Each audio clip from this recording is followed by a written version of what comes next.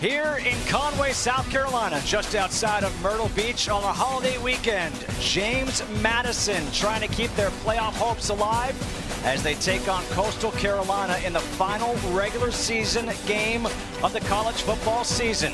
Here at Brooks Stadium, what is at stake for the Dukes of JMU? Well, this is what's at stake. With a win, their chances of a playoff are 32%. With a loss, it's pretty much all gone. So with that, we get to welcome you inside the broadcast booth. Justin Kutcher alongside Rini Angolia. And Rini, that stat basically says it all. Yeah. This team needs to win and win out if they want to have a chance at the football playoff. And it's cliche, it's coach talk, I get that, but it really is one game at a time. When you start thinking ahead, hey, we're in the conference championship, hey, we're in the CFP talk, that's when you stumble. So you really have to concentrate first and foremost on Coastal Carolina today. And the way they do that is what they've been doing all season long. Time of possession, they rank third in the FBS time of possession because they run the ball so well. Wayne Knight, excellent running back, right? But a really good offensive line. They do an excellent job controlling the line of scrimmage. And then you look at Coastal Carolina defensively, that's been their bugaboo to stop the run. So they're going to have to put another hat in the run box, and then that opens some play action pass for Alonzo Barnett. So JMU is right where they want to be offensively today. Well, JMU won the toss. They have deferred. Coastal will receive. We talk about this JMU team, and they're led by Bob Chesney. Chesney has done such a great job in his second season. It seems like anywhere he goes, all he does is win. And that's what he has done here at JMU. He was a winner at Holy Cross. He was a winner at Assumption, and he's a winner here. For Coastal Carolina, they are second place in the Eastern Division of the Sun Belt, led by Tim Beck. And they've got their work cut out for them. They have clinched a bowl berth for the 6th straight year. So that's good news for this Coastal Carolina squad, which when you think about it, they've only been playing football for 23 years. I mean, it's so important that they got bowl eligibility, right? You're going to get you that 15 extra practices, get some young players in there, and they've been pretty good at home, Justin. 4-1 at home, so they're going to come out and play hard today on senior day. 27 seniors honored here before the game. It'll be Cristiano Rosa to kick off. And Malcolm Gilly is back deep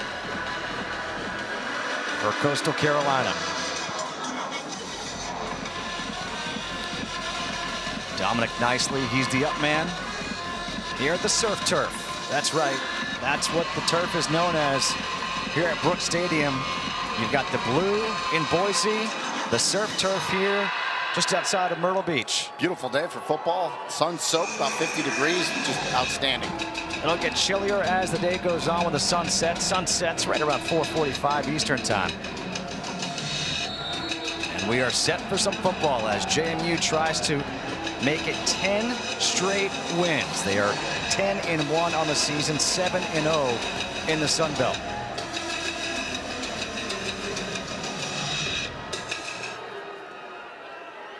And no chance for a return here. This will be a touchback.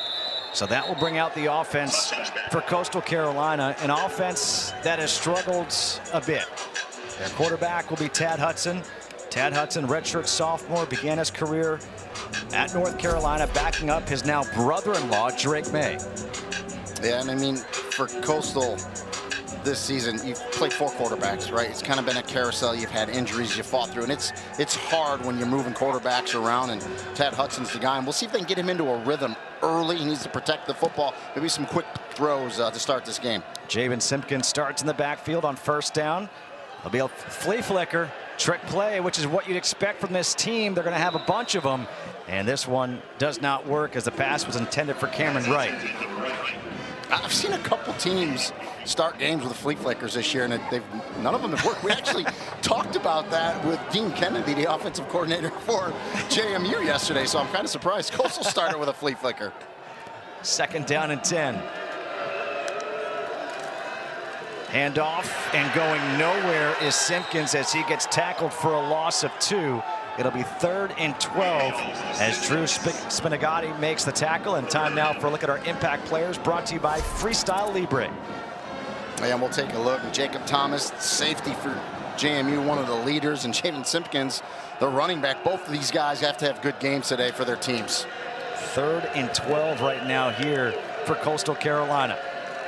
Pressure coming again, trying to get out and not going to happen. A sack, this time by Xavier Holmes. A loss of 5, so JMU's defense comes out aggressive early. JMU, in my opinion, as we're in week 14, the last week of the season, has the best defensive front in all of the group of 5. They get after it up the field with their defensive linemen, they get off blocks, and their safeties and linebackers will come downhill as well. And Xavier Holmes, he was a 4-year guy at Maine, makes the jump to JMU, and he starts this game out with a sack. JMU forces a ton of 3-and-outs, and Coastal Carolina, they have had a lot of 3-and-outs. Wayne Knight says back away as this ball is right around the 50. It was touched around the 49-yard line. Let's see where they mark it down. They'll mark it down at the 46 for JMU.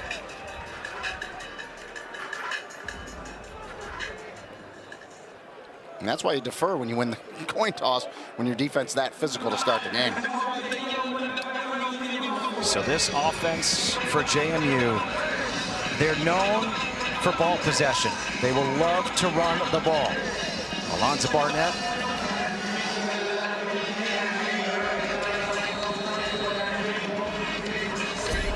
With Wayne Knight in the backfield with them, both guys dangerous. Here on 1st down, the pass is complete, and that's a 1st down for Jaylon Sanchez as he picks up 15. And because you have to put extra bodies in that run box, I really think the passing game is going to be open today for Alonzo Barnett, because it's kind of pick your poison, right, for Coastal Carolina. You got to stop the run first and foremost. JMU comes out, passes on 1st down. So already in Coastal Carolina territory. Barnett, handoff this time to Knight up the middle. He breaks 1 tackle and nearly broke a second as he'll take this to the 27. Let's take a look at our impact players on this side of the ball. Well, you know, and Wayne Knight for JMU, he's excellent every down back, really good hands out of the backfield. And then Trey Brown, the linebacker for Coastal Carolina, really needs to step up and be the leader of this defense. But Wayne Knight, this JMU offense will run through Wayne Knight today. Those impact players brought to you by Freestyle Libre. 2nd down and 1 after that pickup of 9.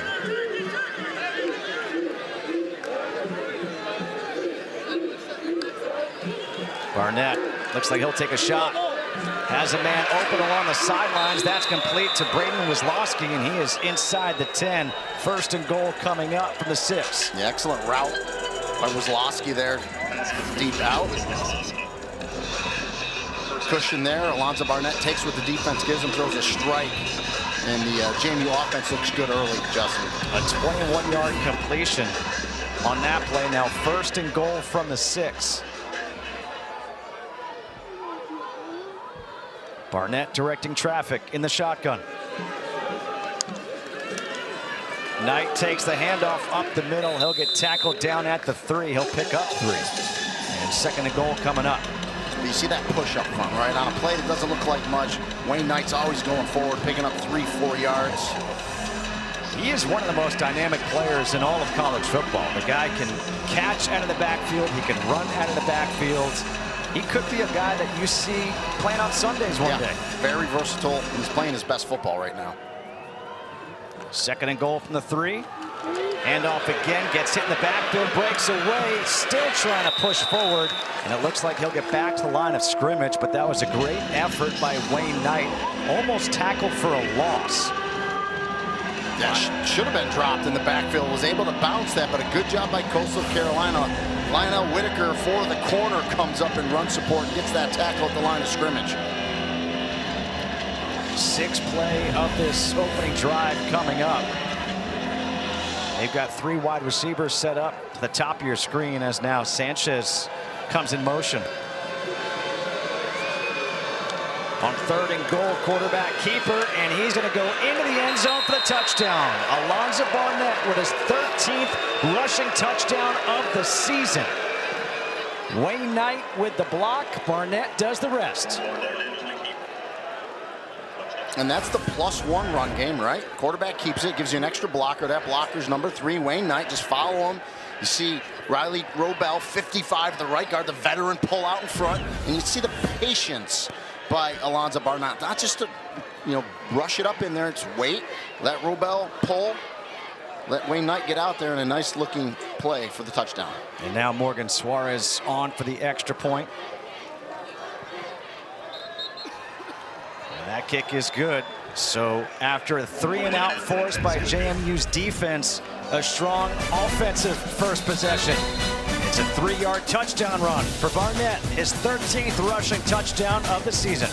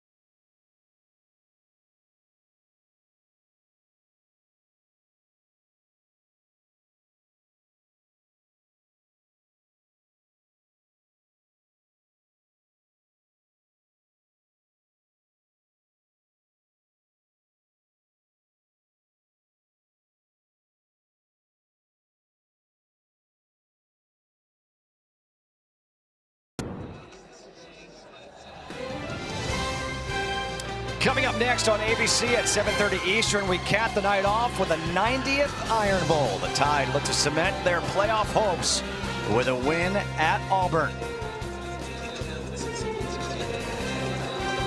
Back here, just outside of Myrtle Beach, on a sun-splashed Saturday holiday weekend, it's 7-0 JMU leading as Rosa will kick off once again here.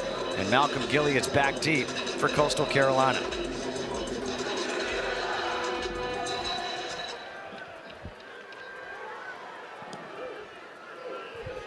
This one is not going to be returnable as it just goes into the end zone for a touchback. Interesting how Malcolm Gilly never even wanted to try to return that. He easily could have. Well, you got to be careful because if that ball, you saw the backspin on it. If it hits it to one and comes back, that is a live ball. I mean, these kickers now, it's like they got lob wedges the way they're kicking and punting. It's true. It's funny you say that because I feel like punting has evolved almost more than any other position in football. Yeah, they're phenomenal at being able to put backspin on that ball. Starting in the pistol here on first down, Javen Simpkins, nowhere to go. Again, gets back to the line of scrimmage. You mentioned it before. This front four, this time it's Aiden Gobaya who is right there for the tackle. And Tim Beck. And now there is a player down. That is Michael McMullen for JMU, and you don't want to see anybody get hurt at this point. You never want to see a player get hurt, but with JMU, with what's at stake for their season, they've had incredible depth on that front four. And he's one of the veteran defensive linemen that rotates through for defensive coordinator Colin Hitchler, who 30, 35 reps. He wants to get all those D linemen through there, so hopefully he's going to be okay. It's a good sign. Big man's up. It also takes 6 guys to get him up. Nice. Yeah, 291. Take a look at what happens right here. He's getting blocked. Yeah, to me, really a little friendly fire there. Always happens. 2nd down and 10 on the surf turf for Coastal Carolina. Pass to the far side is dropped, and that has been a problem all year long for this Coastal Carolina team. Now 24 drops on the season. This one dropped by Brooks Johnson. And that play would have just got you to 3rd and manageable, and that's why it's so important. Now you're 3rd and long behind the chains. That would have been like 3rd and 5, and got to catch those. So Tad Hudson has his work cut out for him here. 3rd and 10. Dominic Nicely in at tailback. Hudson forced out of the pocket, looking for someone downfield. He's got nowhere to go, and he's going to be run out by Trent Hendrick.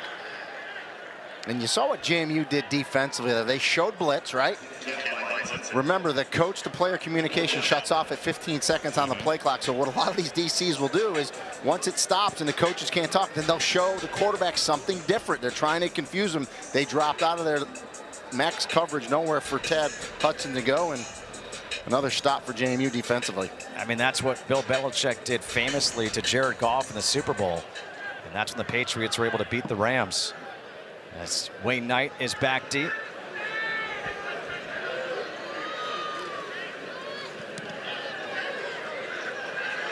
Again, he says clear out of the way.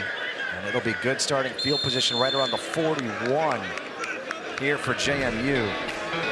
Their first drive, it went pretty much as you'd want to script it.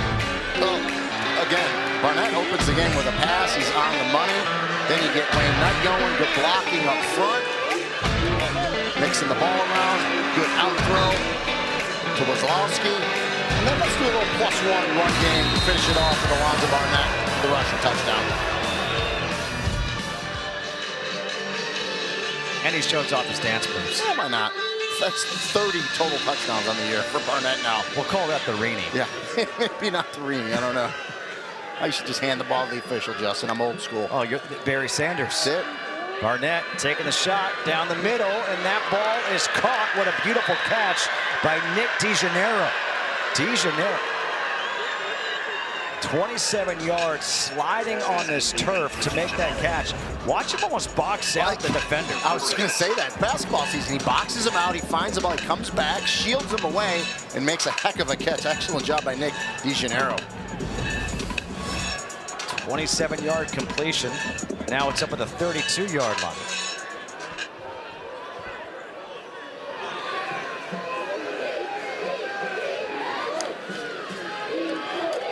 Taking the handoff is Knight, again making some guys miss, and that's been a problem this year for this Coastal Carolina defense.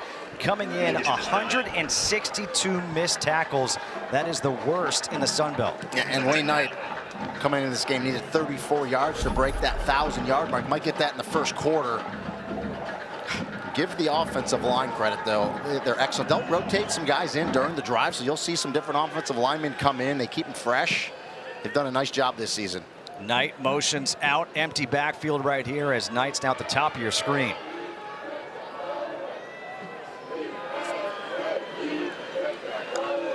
Barnett, quick pass to the far sideline to Logan Kyle, to the near sideline, excuse me, and Logan Kyle has got it. He'll get the first down as he picks up 7. They only needed 2. And Kyle's a tight end that's kind of like that hybrid, right? You can put him out wide like they did right there. He's 234, but he can run. Nice job. He gets rewarded by going off the field. Yeah. He goes out. Lakota Dupree comes in. who Coach Bob Chesney absolutely loves. Talked about him a lot to us yesterday. 1st and 10. Knight back in right next to Barnett. Handoff is to Knight, and this time he gets wrapped up right away. They'll get back to the line of scrimmage. Yeah, but a nice job coming up there in run support. You have to do that, right? You got to get those extra hats in. You're going to see a safety come downhill, corner come downhill.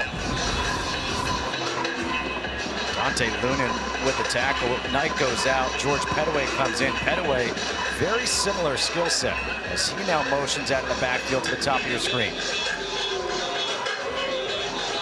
2nd down and 10. Let's see if they go quarterback keeper. Barnett, he won't. He'll go to the end zone, and that's a missed opportunity right there. He had Jalen Sanchez. He was open. He beat his man. He just overthrew him. And I think so. Coastal sent a blitz there, and I think Barnett just rushed a little bit. To your point, Justin, just hold it a beat. I mean, you're fine. The pocket's clean. Hold it another count. Step into that throw, and you got a touchdown. And there is a player down right now for Coastal Carolina. That's Dante Lunan, who made that tackle on 1st down at the line of scrimmage, and the training staff comes out to look at him. Looks like he is okay, able to walk off the field under his own power. And it's a defense, you know, I know we're at the end of the season, looking for an identity. They've been pressing, right? Trying to make perfect plays. And sometimes when you do that, it's just, you're trying too hard. You can have teams that do that. So they're just trying to get them relax, have fun, play football, free and fast.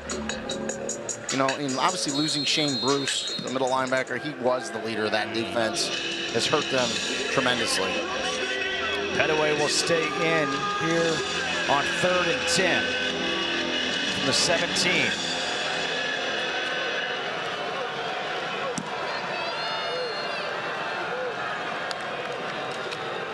Handoff is to Pettaway. Pettaway can't get away from a tackler. He'll get 2 yards. It's Trey Brown with a beautiful tackle. And we talked about Trey Brown earlier. Exactly what you want to do from that middle linebacker spot. Come downhill, meet the running back in the hole, and win. And that's what Trey Brown did right there. Excellent job. Scrapes over the top. Trey Brown needs to have a big game today if they want to be able to minimize the running attack of JMU. This will be a 33-yard attempt right now for Morgan Suarez. You see his numbers on the season, just 8 for 12. The lefty, and we're going to have a timeout called. Timeout called by Coastal Carolina. Timeout, Coastal Carolina. And that's not one of those timeouts that Tim Beck wants to have to call. You can tell he wasn't happy. I don't think they had the right personnel, so he had to burn it there. But if you only give up 3 here for Coastal Carolina, that's a win for your defense. No doubt about it.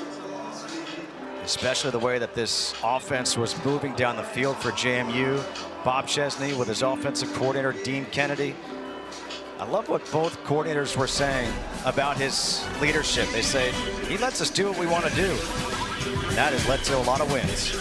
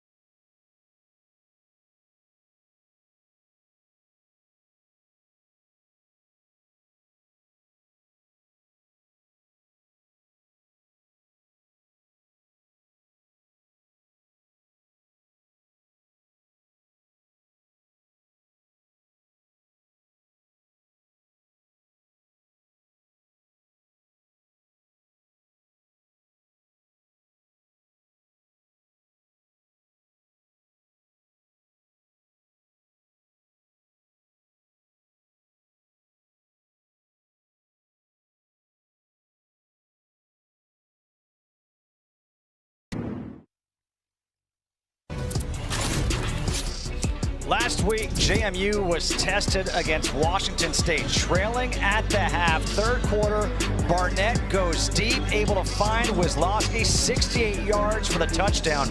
And then it was a huge run by Wayne Knight up the middle.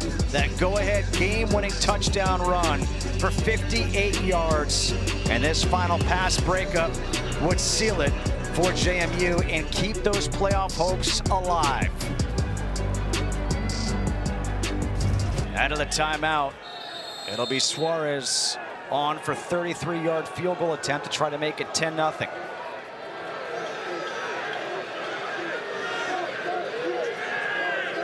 Patrick Ray, the holder.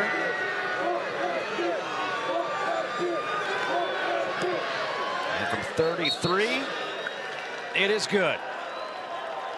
10-0.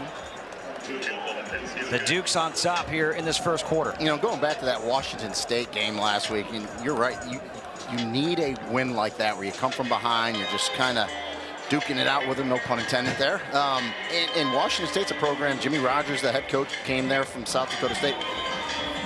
Yes. Had Ole Miss, took them to the wire right at home. So it's a program that's good. So it's a great win really for JMU at home, and one that just, they needed that, right?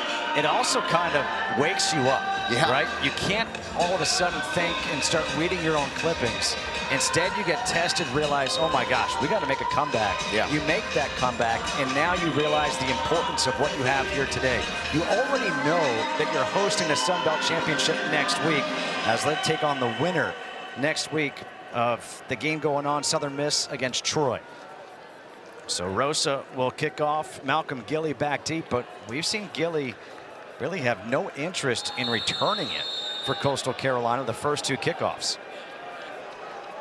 Yeah, and if I'm JMU, I almost try to pooch this where it comes down at about the 5-yard line and see what he does. Go NFL style.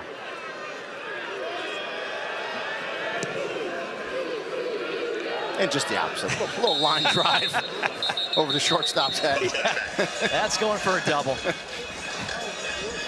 Well, let's see if Coastal Carolina can get something going offensively against the defense for JMU. So far, it's been 2 3-and-outs, a whole lot of nothing. And Tim Beck talked about we have to run the ball, and then if we're not, we still have to stay with it and be patient. Well, it's going to be really hard against this defensive front for JMU, but I do agree with him. You got to get something going, and obviously a first down here would be a good start. Get some type of rhythm. Dominic Nicely will start in the backfield.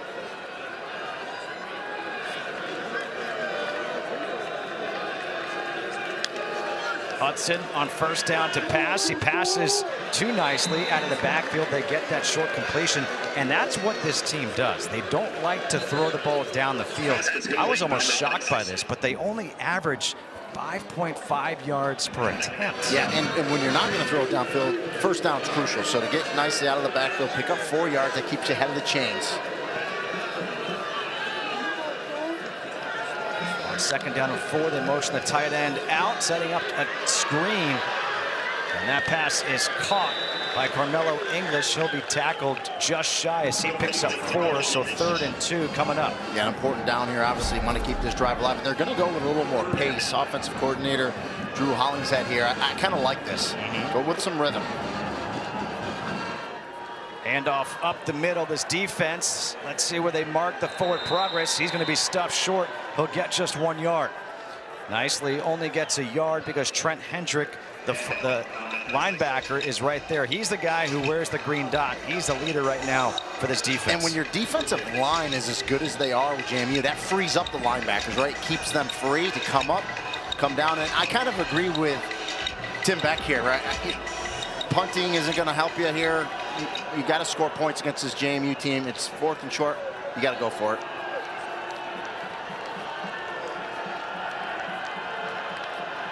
Empty backfield here on 4th and short. Hudson throws, completes the pass, and that will be enough for the first down to Cameron Wright. You don't see that very often.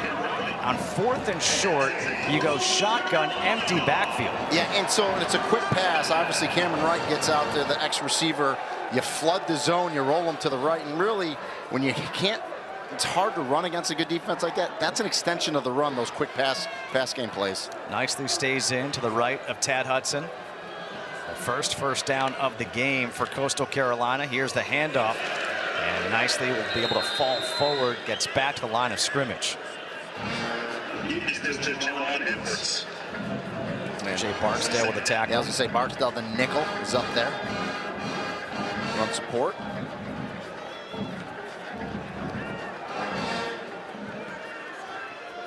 Javon Edwards, the tailback, he now motions to the top of your screen. So empty backfield once again here on 2nd down and 10. Hudson over the middle. That ball is behind the intended receiver. That was Bryson Graves. That ball's on target. You've got yourself another 1st down. Yeah, he had, I mean, there was a bunch of JMU defenders there. He had to split these defenders, but as you said, Justin, just put it behind him. Got to get that in front of him, give him a chance to run after the catch. First of all, catch it, and then hopefully come down on his feet and run. So now 3rd and 10.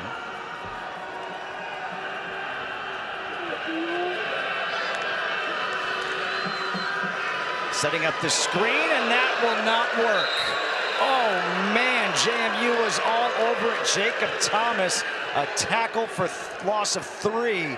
Jacob Thomas, man.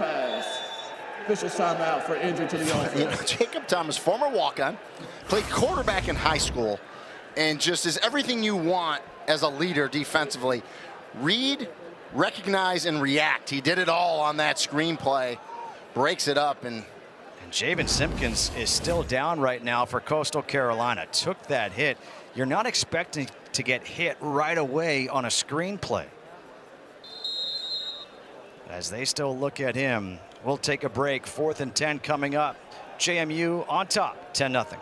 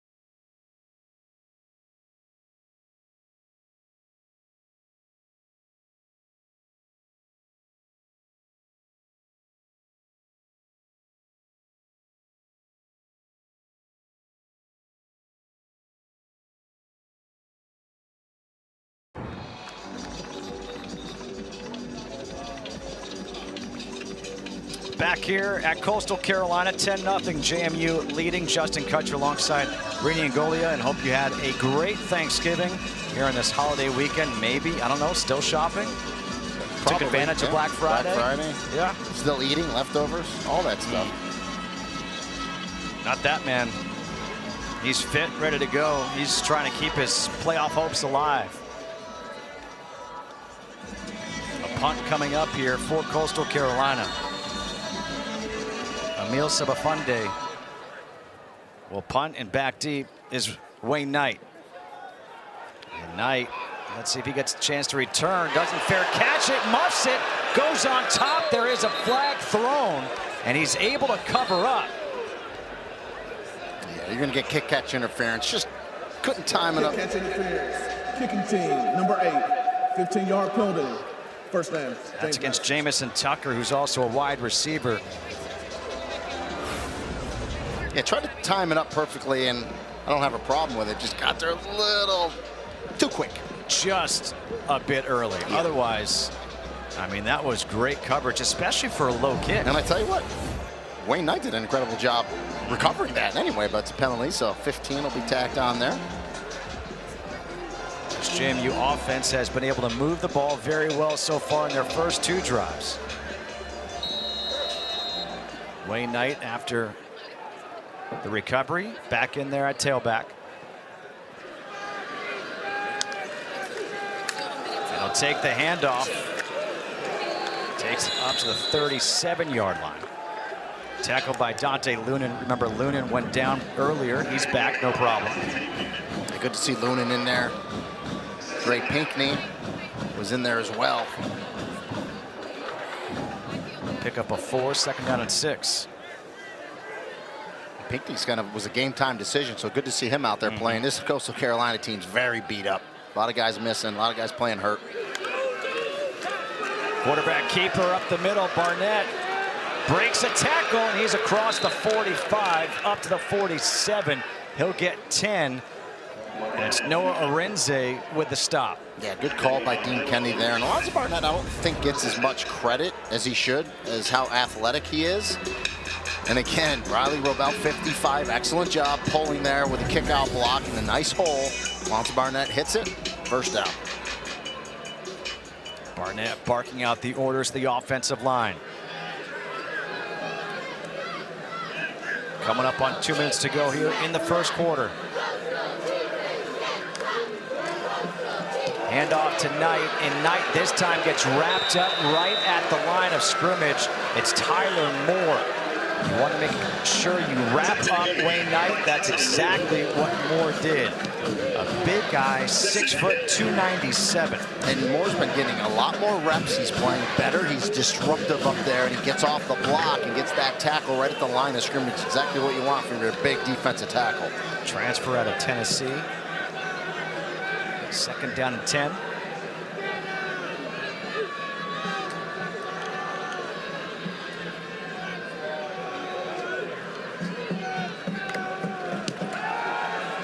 Barnett surveying the field, comes back across the middle, complete to Jaylon Sanchez for the first down. Really nice job by the line protecting them. You saw that pocket there, right? It was really nice. Barnett doesn't panic. He's going to step up. This is exactly what your pocket should look like. Gives his receiver Sanchez time on that dig route to come open. Barnett puts it on him. 1st and 10 at the 39 of Coastal Carolina. Under a minute to play here in the first quarter.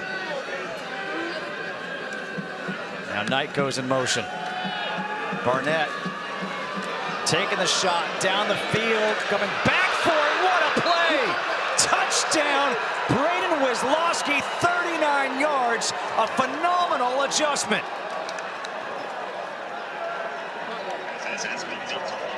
That ball was underthrown. He came back to make the play. Wow. Well, he ran a corner route, so he was looking over his outside shoulder. Then he had to adjust and turn back to the inside, and then comes back. And I think they say, what do the kids say? This, you've been mossed when you come back and make a catch like this over the defender. Oh, is that good? Just tremendous ball skills. That was Wisłowski. Transfer out of Maryland. touchdown here, and Suarez, the extra point, is good. So the offense moving the ball down the field again. Alonzo Barnett stepping up and able to find Wisłowski. He was the one who made the adjustment. Yeah, he was, like I said, he's running a corner route. Barnett throws it more towards the middle. He adjusts while that ball's in the air, comes back and finds it. You see the defender there, Fred Adams, kind of look for it and stumble, and Wisłowski comes back and makes an outstanding catch. And it's the one thing with JMU, and you just see Alonzo Barnett just, oh, cool, I'm calm, I'm good. They have a lot of weapons, and they do a nice job spreading it around, and everybody makes plays on that offense. Well, here's the funny part about that. They motioned Wayne Knight out. Wayne Knight was like saying, I'm open, and Barnett was looking down the field. He's like, nah, I think I got this one instead. Yeah. Barnett now 6 of 7 in this first quarter for 122 yards. He's got 1 passing touchdown, 1 rushing touchdown. Cristiano Rosa will kick off once again. You know, and the crazy thing is, Alonzo Barnett, obviously, you fans know this, he tore his ACL the last game last year. So for him to come back this season, not only play, but be as good as he's been, is outstanding. With all new receivers, too. Yeah, a whole new receiver room. Literally an entire new wide receiver room. Another touchback, and guess what? Kick off your Week 13 NFL Sunday at 10 a.m. Eastern with the Countdown Crew on ESPN and the all-new ESPN app. They'll have all the early breaking stories, injury updates, and preview of each game right up until kickoff. That is tomorrow, beginning at 10 a.m. Eastern Time.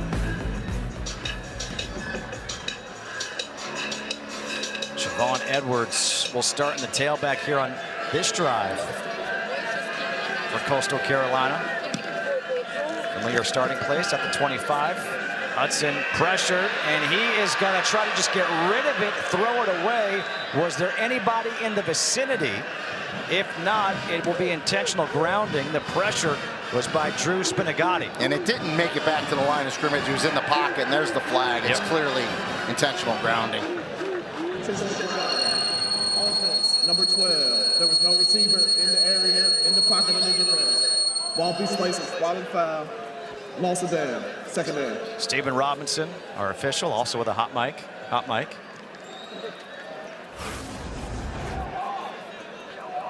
And I get what Ted Hudson's doing here. He's like, let me throw it. What he was trying to do was throw it out of bounds, but he's in the pocket. So there's got to be a player there regardless. And so, yeah. So now 2nd and 24.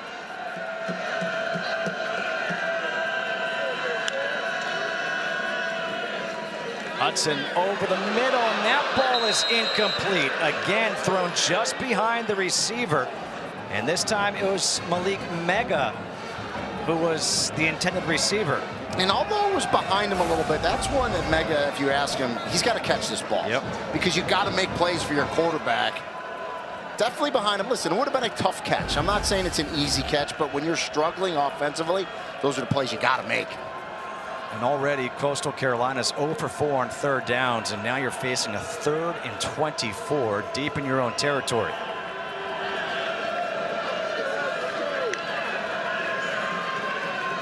Hudson almost threw an interception. There was Sahir West. West could have walked that one into the end zone had he caught it. And West is the most talented defensive lineman. He's had a great offseason this year, preparing for this year.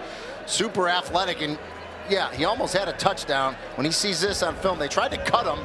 That's how athletic he is. They can't get him to the ground, and he almost picks this off, but that adds to the dominance up front there by that JMU defensive line. How about for West? That was his 4th PBU of the season. As a defensive end. It shows you how athletic he is, right? To be able to time it up, get his hands on balls. Low punt. That almost hit a JMU player. It'll be down at the 43 of Coastal Carolina, as that will end the first quarter. It's the end of the first quarter. A quarter that was dominant for JMU, both offensively and defensively. 17-0. JMU trying to win their 10th straight and move to 11-1 on the season.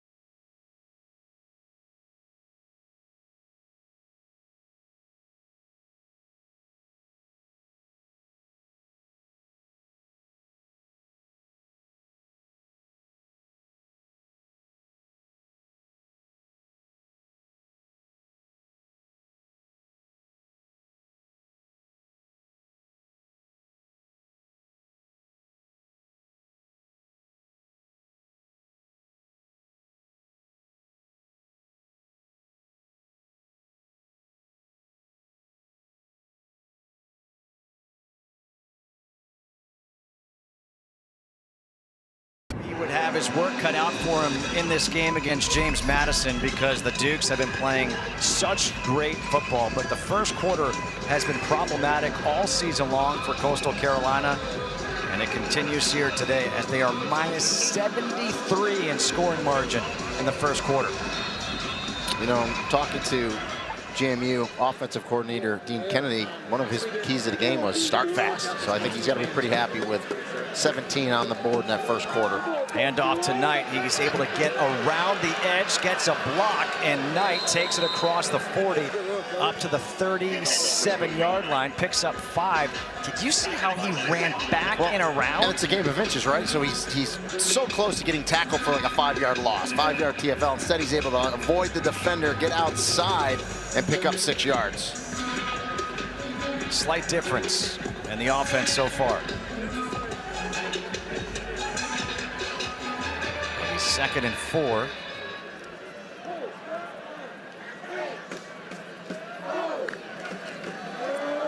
Again, the handoff and the shiftiness of Knight. I think that's the only way to describe him. He's shifty.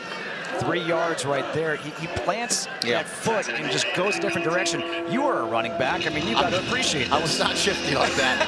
and he does it within the interior line, right, which is good. He's got really good vision and good balance. Now, good job by Coastal Carolina. You got to get a stop here, but this is 4-down territory for JMU anyway. They know they got 2 downs here to try to pick this up. They may try to throw it here and try to pop one down the field. 3rd and 1. You've got a couple of options here. Keep it on the ground, and Knight will get the first down. Needed 1, got 2. This little inside zone there. And Zach Greenberg, the center, number 60. He's kind of the leader up front there, running that offensive line. They do a nice job. That puts Knight up over 1,000 yards on the season. Was off by 1.5 minutes, right? Yeah, I said first quarter. That was close. You did. But you know what? You missed it. I missed it. Too bad. George Pettaway is now in.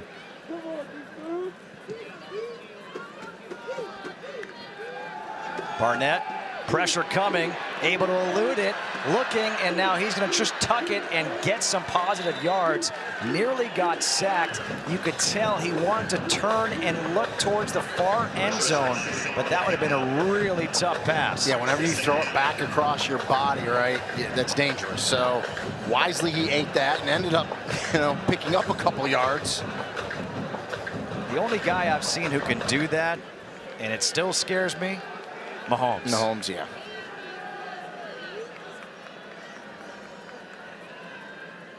Second and 8.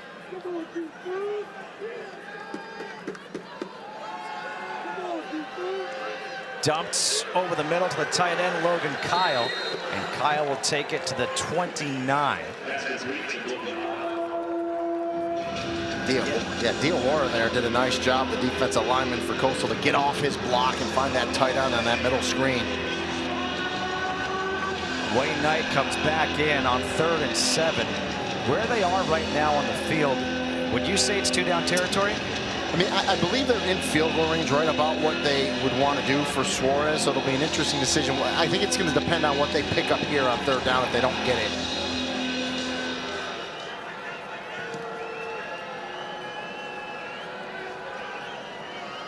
Play clock down to 3.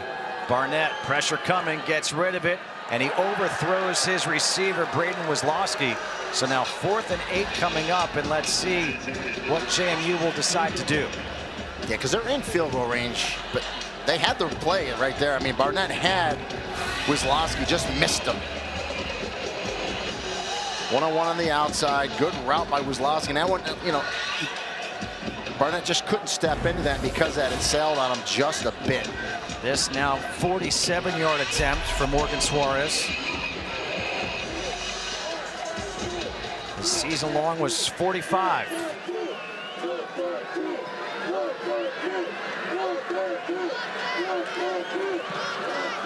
The kick from 47 is good.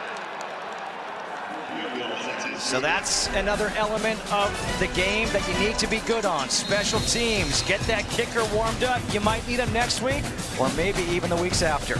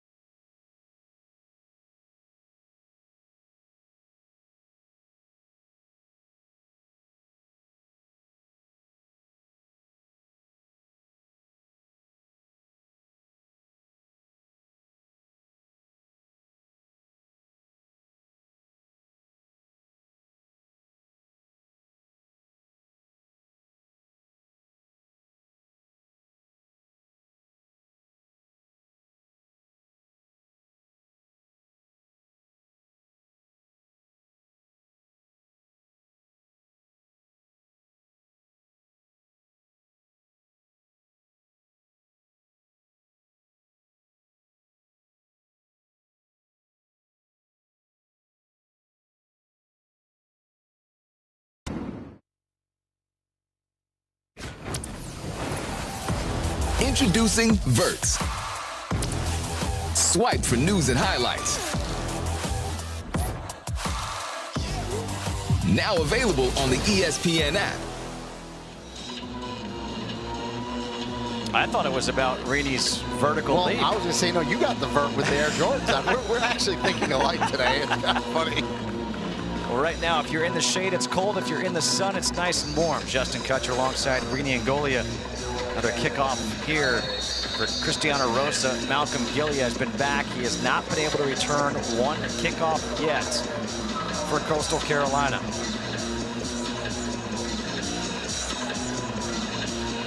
And you should know every game.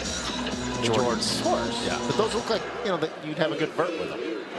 Used to have one. Into the end zone for a touchback. So this Coastal Carolina team, it's pretty remarkable what they've done. 4 straight conference starts, scoring 40 or more points. They're 3-1 in those games, but you're also going up against the cream of the crop here today in this conference. And coming off a game where you played South Carolina where you only scored 7. So 2 back-to-back really good opponents to finish the season for Coastal. Regular season, that is, now that they are bowl eligible with 6 wins. On first down, Hudson to pass, and that pass is complete, the largest completion of the game. 25-yard completion to Zach Courtney. Yeah, nice job by Courtney, the big tight end, just down the seam, and a good throw by Hudson. And they're going to go with tempo again. Hudson, again, taking the shot now down the sideline. A lot of contact. Any flag? No. Elijah Culp on the defense. Malcolm Gilly, 2 against 2. And Culp did a nice job of looking back for the ball with that contact at the end. That's why no flags dropped there. Second down and 10.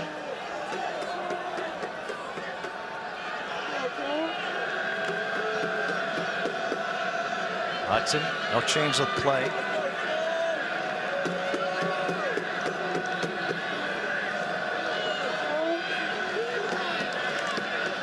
Pressure coming. And the handoff to Simpkins. Simpkins will take it across midfield to the 49, gets 3. Jacob Thomas, who had that big hit before, he's the one who makes the tackle. And you got to keep the defense honest, right? That's why, even though you haven't really had success in the run game, you got to stick with it. You can't just abandon it and start throwing the ball around.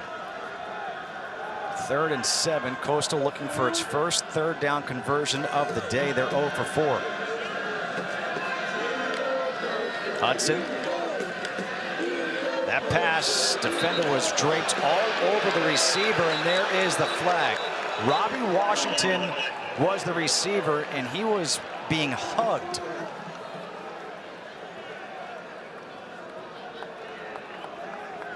They've definitely been held there. Pass interference. Defense, number 32. 15-yard penalty. Automatic, first down. DJ Barksdale gets called for the pass interference, and he just said, no, it's the holiday season. I was hugging him. Yeah. Well, they're kind of hand fighting all the way down. Right there, he's on him. And that, yeah, see that left arm wrapped around him? Just says, I love you, man. That's right there. The hold, pass interference, whatever you want to call it. Ball was in the air, so it's going to be a PI. Easy call for the official. And now here's Coastal Carolina. They've been first time inside of JMU territory in this game at the 34-yard line.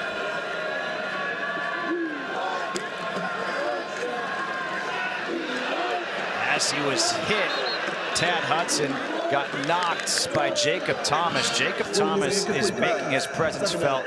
And Rainey, I got to ask you this, because we were talking with Coach Chesney yesterday about Jacob Thomas. He was a walk-on. Now he's one of the leaders. How do you go from being a walk-on to being a stud? Well, it shows you his mentality, right? He's not one of these guys that says, oh, I'm not getting what I deserve. I'm jumping in the portal.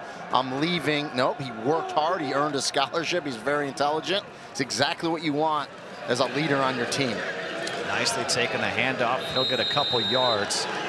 As Aiden Gobira with the tackle. Second time we've seen Gobira make a tackle here today. And you love to see those stories, too. Yeah. They're everywhere, where the former walk-on and finally earns a scholarship. But not only that, he's a leader and a standout player on the defense is Jacob Thomas. You know what school was known for that? Kansas State. Yeah. Just blue-collar, hard-working guys. JMU's got a lot of that in them. Hudson stepping up, throws low. That pass is caught, and that will be enough for the first down. Cameron Wright makes the catch, picks up 7. And again, Coastal wants to go with some tempo. Yeah, and they better go quick, and they are. Edwards will shake and bake. Yeah, I thought replay might step in there just to take a look at it, because they look at every single play, but I do believe he had his hands under it. Yeah, clearly caught it. Had that arm under. It's an excellent job by Cameron Wright. Dominic nicely comes in at tailback. 2nd down and 8. Tad Hudson finding some rhythm here on this drive. Rolling out to his right. Now comes back to the left, to the end zone. It's incomplete. Looking for the tight end, Zach Courtney. And that's the matchup they want. You got Trent Hendrick, normally wears number 5, wearing number 42 out there in coverage, chasing the tight end. Just couldn't hook up. Good job by Hendricks running. You know, talking to Tim Beck this week, he said we have to sustain drives. Well, they got a nice drive going here, but they have to score touchdowns in the red zone. So big 3rd and 8 here for Coastal Carolina. 9th play of the drive coming up. 3rd and 8 from the 18.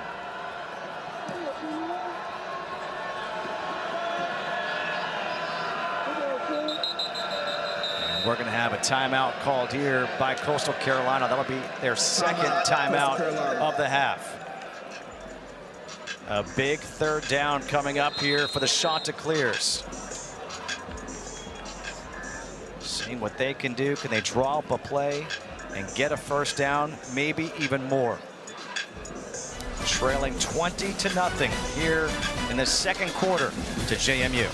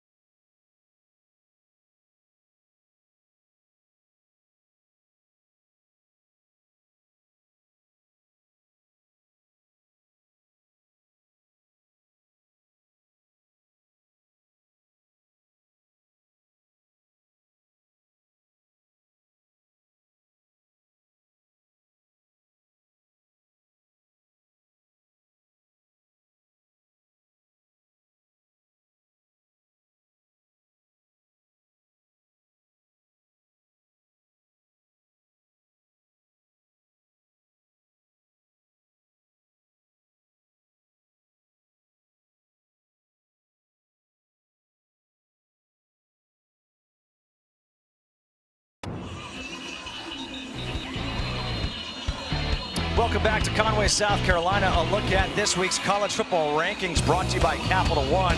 And as you look at this, obviously Texas A&M, they lost, so things could change. But everybody watching this game is looking at Tulane because that is what JMU is fighting for. Can they get into it? And if you look at the percentages of these Group of 5 schools, who has the best chance? Right now, it's North Texas who won. Tulane game is coming up after us. And the interesting thing, North Texas and JMU have a common opponent in Washington State, something that, you know, the committee will look at if they need it, if it comes down to that. Jalen John in for the first time. Hudson is going to try to run with it. He doesn't have much room. So what do you do right now if you're Coastal Carolina? Well, and field goals aren't going to win you this game. Right. And Tim Beck knows that. The only problem is you didn't pick up much there, and it's 4th and 7. So the probability of picking up a 4th and 7 is not high. So he's going to opt to try to get some points here. It'll be Kian Afrukte on for a 34-yard attempt.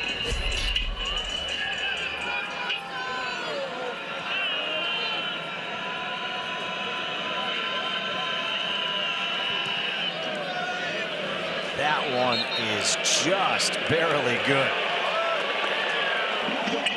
Barely crossing the crossbar, but points are on the board for Coastal Carolina. The Chanticleers have 3, the Dukes have 20.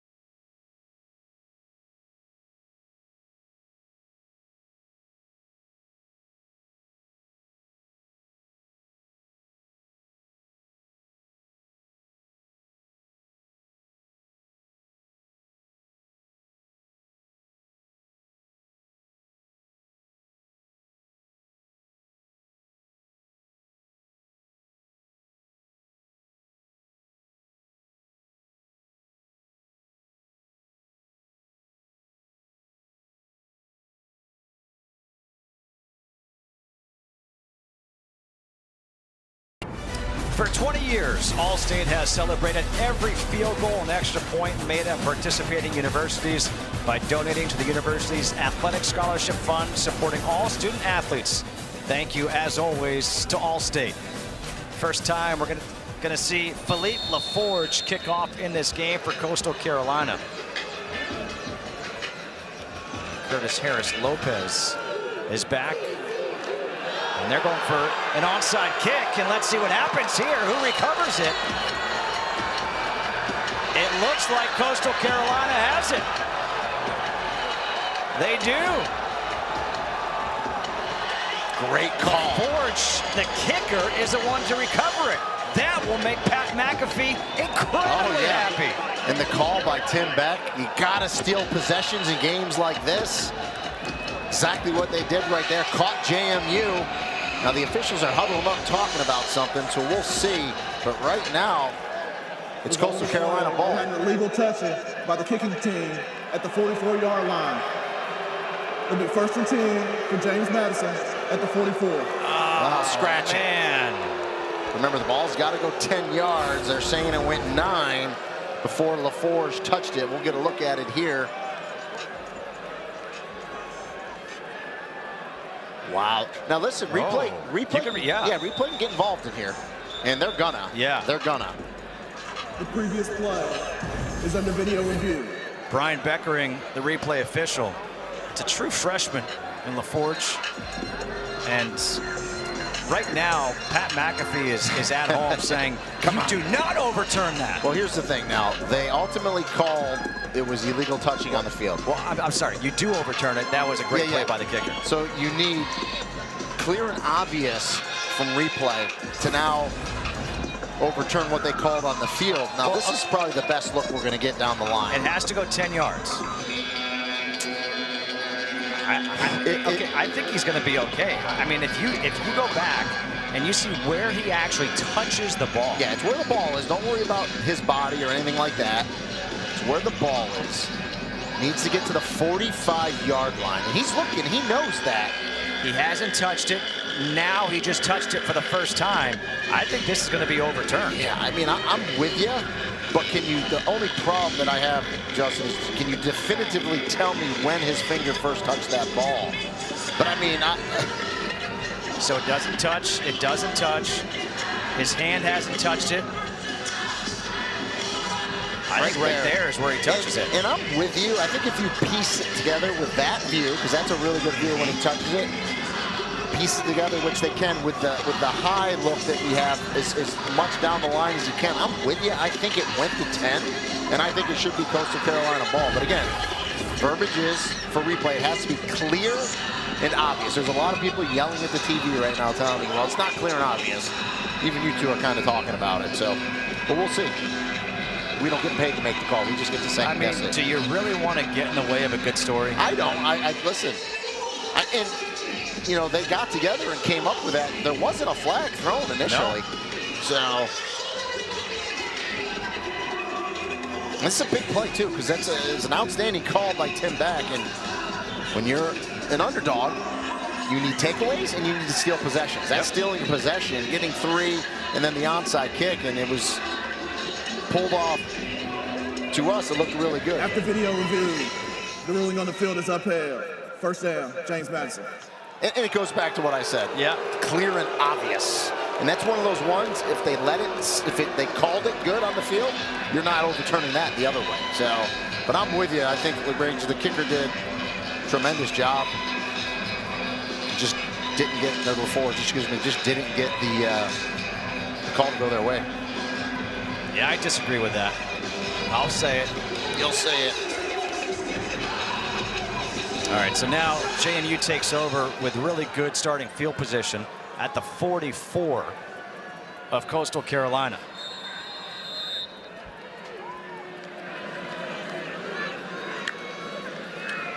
On 1st down, the handoff is to Knight. And Knight will take it up to the 41. He'll get 3. By the way, I should mention, I mean, I think that should have been overturned, and it should be Coastal Carolina ball. And that's saying a lot, because I have to go home. My wife went to JMU. JMU grad, I know. And I know she's probably sitting at TV watching, sweating this game out, white knuckling it. You know, she's yelling at the TV right now. That's it. You're sleeping on the couch. The dog's barking.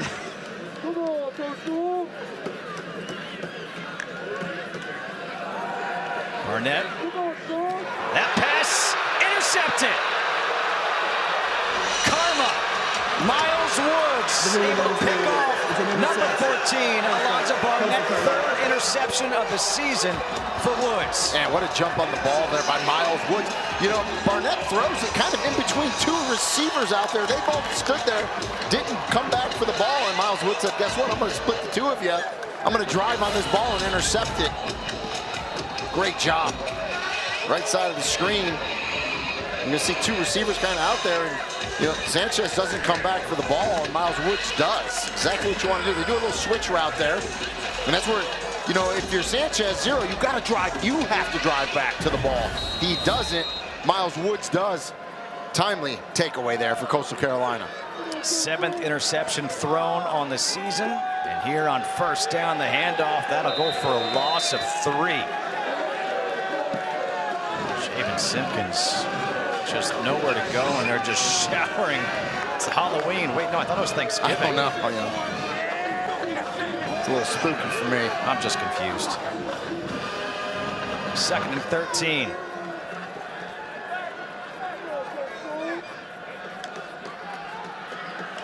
Lateral, and this will be a double pass, maybe? No, he tucks it and runs with it.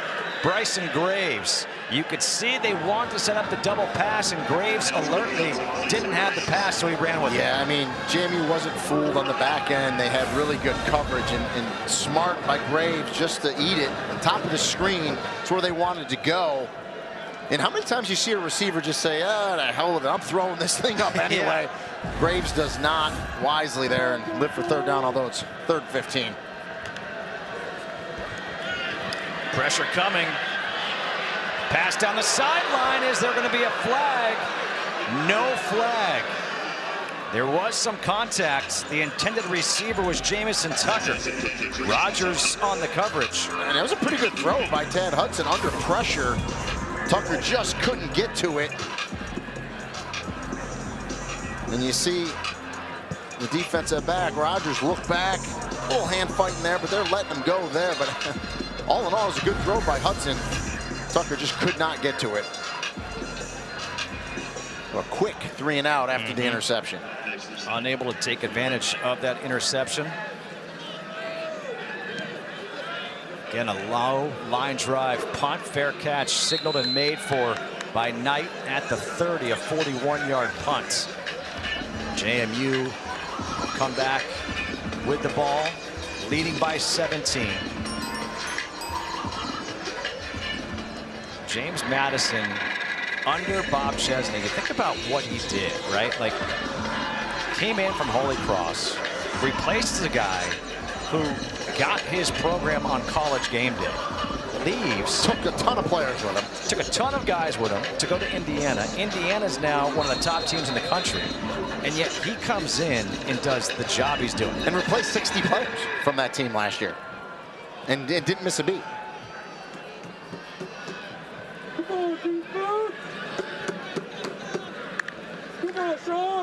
Toss to Knight,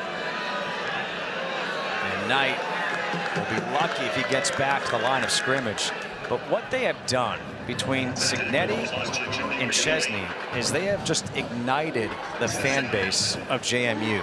The alumni are watching every game. One of the most famous alumni, Steve Buckant's a longtime voice of the Washington Wizards. He's just texted me. He's like, I love it. Let's go Dukes. And they have an administration that cares, that put a plan in place and is following through it, and they're investing. Play action. Barnett, that's a lateral. Wislowski has to go back to make the catch. He does, but he's going to lose, it looks about a yard. But he would have lost about 7 or 8 had he not caught that ball. So good job by Wislowski. And listen, give Coastal Carolina defensively credit. Jeremiah Johnson, our defensive coordinator, they're coming up. They're playing aggressive and fast right now. Exactly what they need to do. Bob Chesney. His offense has slowed just a bit here of late, with under 5 to play here in the first half. Empty backfield. Barnett, good protection, lobbing one to the sideline, incomplete for Michael Scott.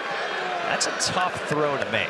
Yeah, he tried to layer that in there. It was the right read, but it's a tough throw to drop that in the bucket over defenders into Michael Scott's hands before he goes out of bounds. Coastal says, we'll return the 3 and out favor defensively. Kind of a defensive I believe this right is now. the first punt of the game for JMU. Patrick Ray on to punt. Bryson Graves back at his own 28. This is a high, short kick. Goes out of bounds around the 41 of Coastal Carolina. Just a 29-yard punt. Bob Chesney used to do a little punting in the day himself. I don't think he's too happy with that punt. Looks like he can still play, huh? Yeah, he's in good shape. It looks like he's running wind sprints with the guys. Yeah. Enjoyed speaking with him yesterday.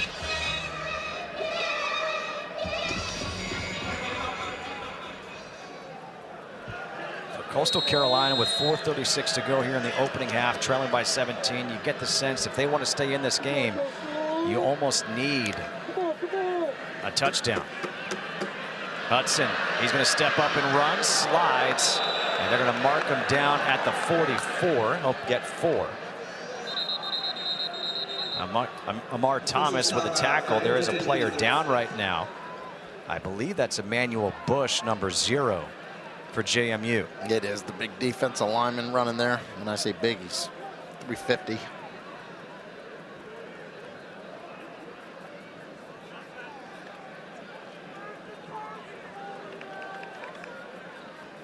So Bush still on his stomach now, able to roll over.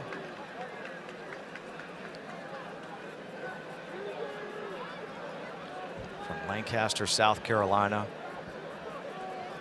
It's amazing how these big guys can run. We saw it before, friendly fire. Looks like we're going to have it again here. Especially when the quarterback slides, right? And yeah, you see this teammate come in there, boy, and that hit him low on that leg. You just hope he's okay. It was Amar Thomas who went low. But I'm glad for big Emmanuel Bush, though. He got hit low, and then those legs came out, which is always a good sign as they look at that right leg of his.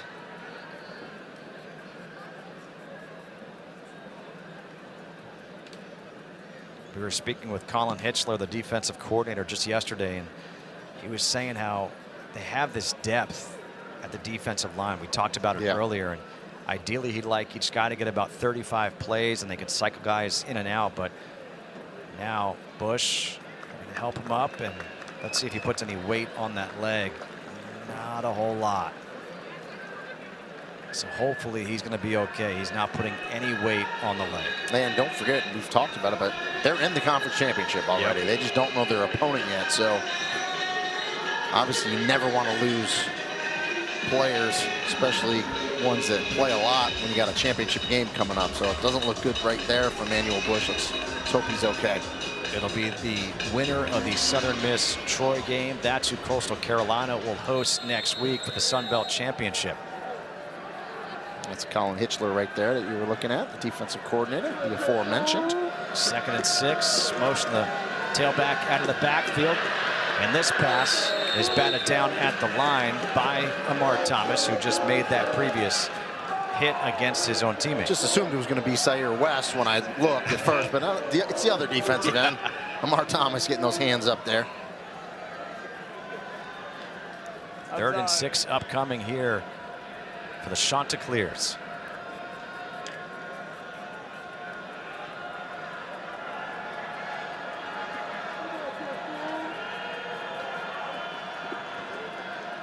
Just 1 of 8 on 3rd downs today. Going down the sideline, just overthrowing the intended receiver, but there is a flag thrown late. Was it a catchable ball? Malik Mega was the intended receiver. That ball was overthrown by a good 15 yards. Defense, number 13. 15-yard penalty, automatic, first down. Tyler Brown gets called for the pass interference. And I think right now what Chesney is asking is, was that ball even catchable? Yeah, because Tad Hudson took an unbelievable hit as he releases his ball. Well, there's the hold right there. They called pass interference. Yeah, I mean, it landed, you know, out of bounds, but probably in an area where you don't know. He may have caught that, so it's a good call. So they go deep on 3rd down. They get the pass interference. New set of downs from the 42. Hudson throws back over the middle, completes that pass. Spinagati with a tackle after a pickup of 4. Spinagati, the Sun Belt Defensive Player of the Week after 16 tackles last week against Washington State, stepping up nicely. Making his first start. Yeah, coach has said, he's a prototypical linebacker, going to come downhill and he's going to hit you. He's got a great last name. Yeah, played at Holy Cross. Another one of Chesney's Holy Cross guys. On 2nd and 5.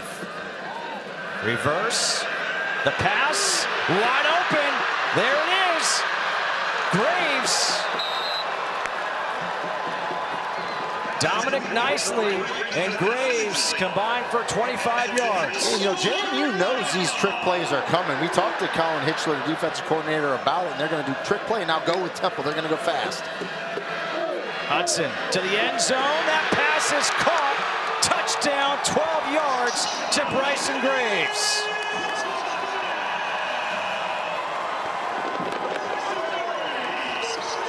We had just said we felt like this drive had to end in a touchdown for Coastal Carolina. They get the big pass interference call on 3rd down, and they capitalize. And playing with momentum, right? They didn't really have any momentum early in this game. They had it there. Defense is playing better, first and foremost, for Coastal Carolina. I think that gave them a little pep in their step, and their offense comes out right there, does well, takes advantage of the PI, the pass interference. Nice little trick play to set them up, and then the touchdown pass by Tad Hudson. A really nice drive for Coastal. The extra point is good by Efrute. All right, so watch the trick play set up by Coastal Carolina. You said you knew they were going to do some, and they actually lined up nicely. He took the snap. Yeah, no, it was a well-devised play, and they ran it nicely. You get that big chunk play. And then you come right back with tempo, right? Get right on the line of scrimmage. Good route by Bryson Graves and a good throw by Tad Hudson to stick it in there. And just like that, got ourselves a ball game. Now it's 20-10, but you're thinking right here for JMU, all right, you know what? Let's bounce right back. So yeah, two schools of thought, right? If you're JMU, you say 2 for 1. We get the ball start second half. We're going to go down and score. And then we're going to get the ball, start second half, score again. If you're Coastal, you're thinking, we need to stop them. And if you're Coastal, last case scenario for them is go to the locker room 20-10. Right. Okay, at the very least. Curtis Harris Lopez is back deep. Remember last time they tried the onside kick. Can't imagine they'll try it twice.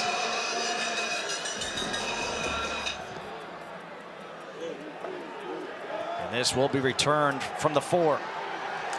Harris Lopez has some blockers down the sideline, and he's going to be run out of bounds right around the 25-yard line. They'll mark him out at the 26. So JMU got off to a great start. They've been struggling the last couple of drives. Scored on their first 4 drives since the interception and a punt. Yeah, and first down to me is key, right? When they've struggled on first down, they've struggled in that series. So you want to get 4 to 5 yards on first down and stay ahead of the chains, and then they're a much better offense. Joby Mallory in for the first time at tailback.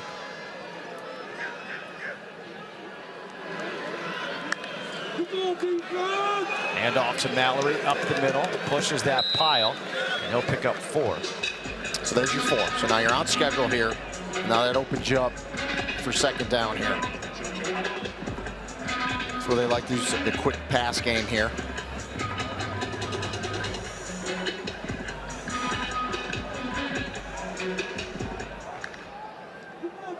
Again, the handoff. A nice run by Mallory. Or you can give it to your 240-pound back, too. Let him square those shoulders and go. He's the 3rd back we've seen in there, and he's impressive. 5'11", 236. I gave him a couple extra pounds, but... Well, it's late in the year. He did Thanksgiving. Yeah, he's definitely over 240. Will they get a play off before the 2-minute timeout? They will. It's Mallory again, and he's spun forward for a yard, and that will lead us to the 2-minute timeout.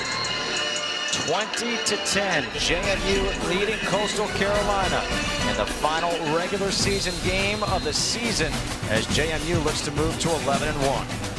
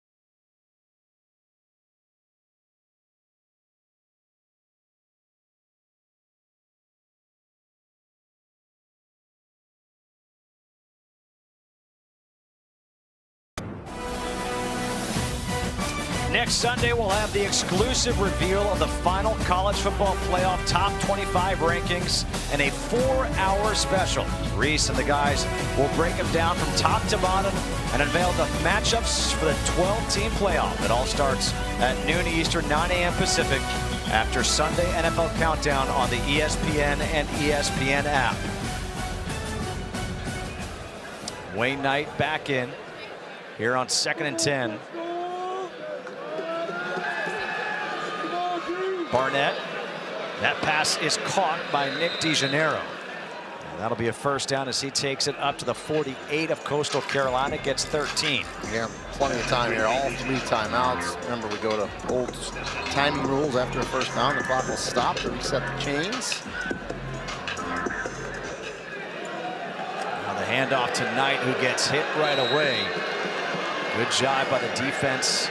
And this time it's Jaden Bryant. 2nd and 10.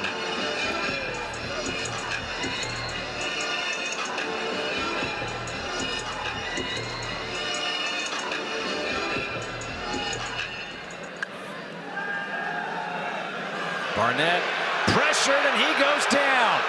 Sacked by Jaden Bryant.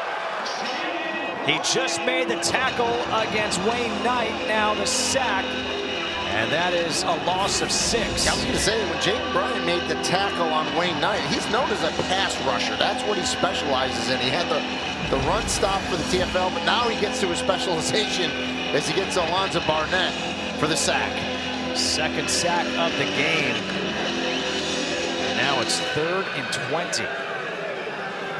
The coach said, Jaden Bryant, very twitchy. He showed it right there.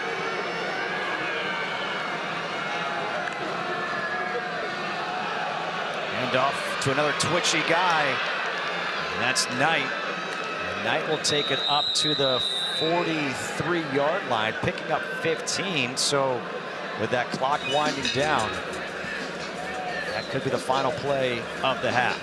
You know, I think if you're Chesney, you're probably going to take a timeout with 3 or 4 seconds left. Take a chance? Taking a Hail Mary. Yeah. Yeah. One play left.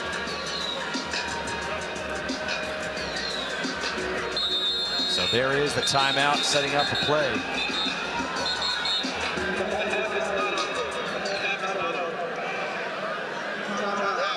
And I agree with him.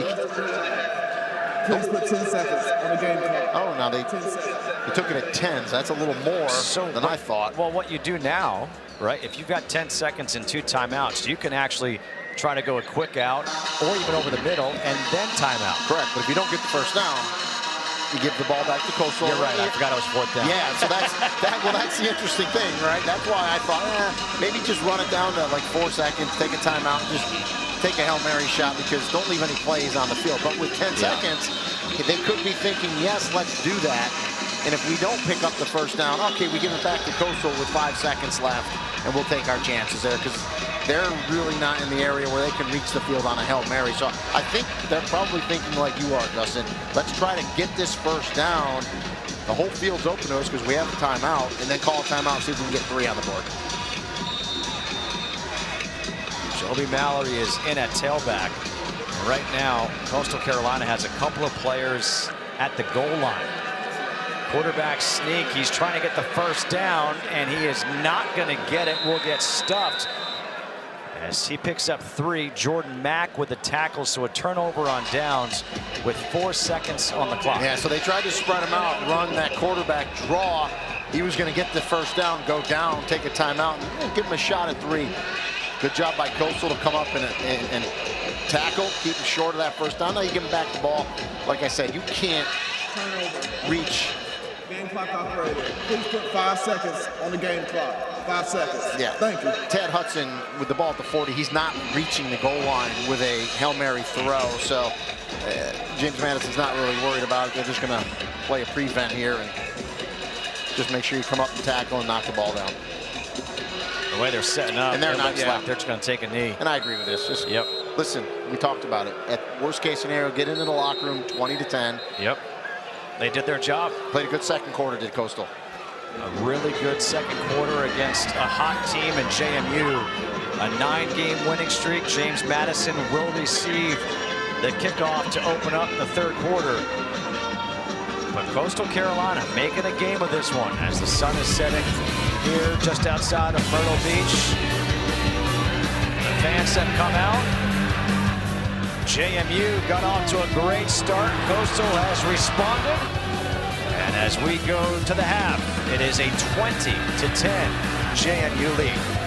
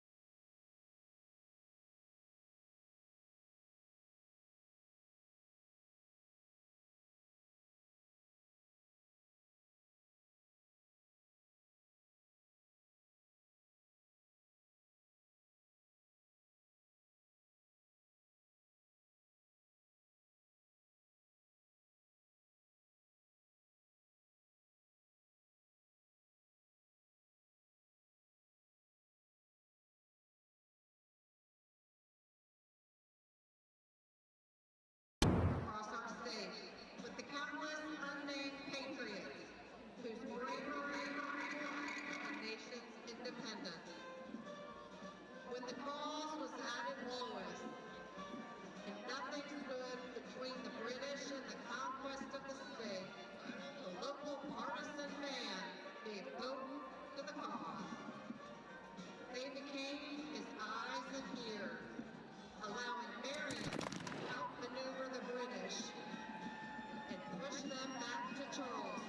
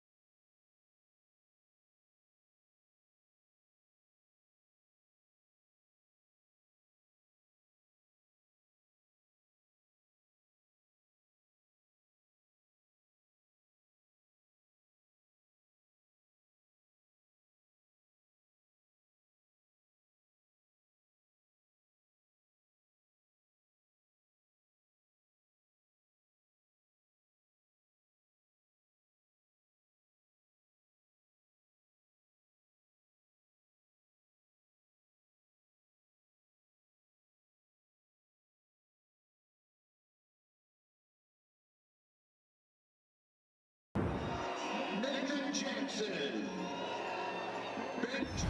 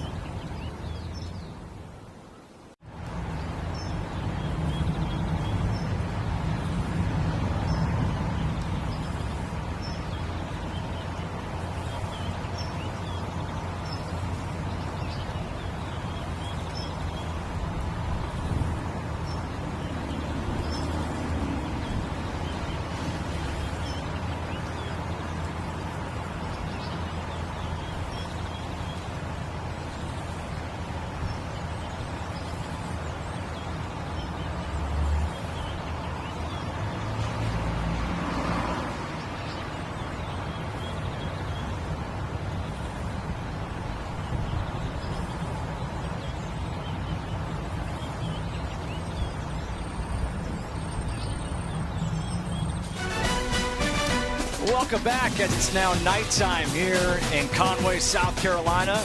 James Madison leading Coastal Carolina by just 10. And I say just 10 because they got off to a great start. Coastal Carolina has scored, I believe, 10 unanswered. Justin Kutcher alongside Rini Angolia. And Rini, we saw JMU get off to that hot start, but how about the response by Coastal? Yeah, you felt like JMU was going to pull away in it. The second quarter by Coastal Carolina, excellent. Really started with their defense, coming downhill, making plays, and then the offense followed up with that touchdown late to get it within 2 scores at 20-10. So they're in a good spot here. They got to stop JMU, though, who gets the ball to start this third quarter. Yeah, JMU, as you mentioned, gets that ball. So let's take a look at the highlights from the first half. And early on, it was all JMU. Yeah, started early, running the ball. Good job, Barnett, the +1 run game. Thrown it as well. Tremendous catch there by Woloski. And then the trick play, a little trickeration from Coastal. Get him down there inside the red zone to set it up, and then a really good throw by Tad Hudson to Bryson Graves, and a much-needed touchdown by Coastal. And it's a new game for them starting the second half. A look at the stats from the first half, and obviously total yards certainly in favor of JMU, but a couple of turnovers and time of possession. I mean, the fact that it's a 10-point game and Coastal Carolina has -12 rushing yards, that tells you something right there, that they're still in it. Now, the bad news for Coastal Carolina is that really what JMU has done this year in the second half defensively has been unbelievably impressive. As we mentioned, JMU will get the ball to start this third quarter. Curtis Harris-Lopez is the deep man for the Dukes.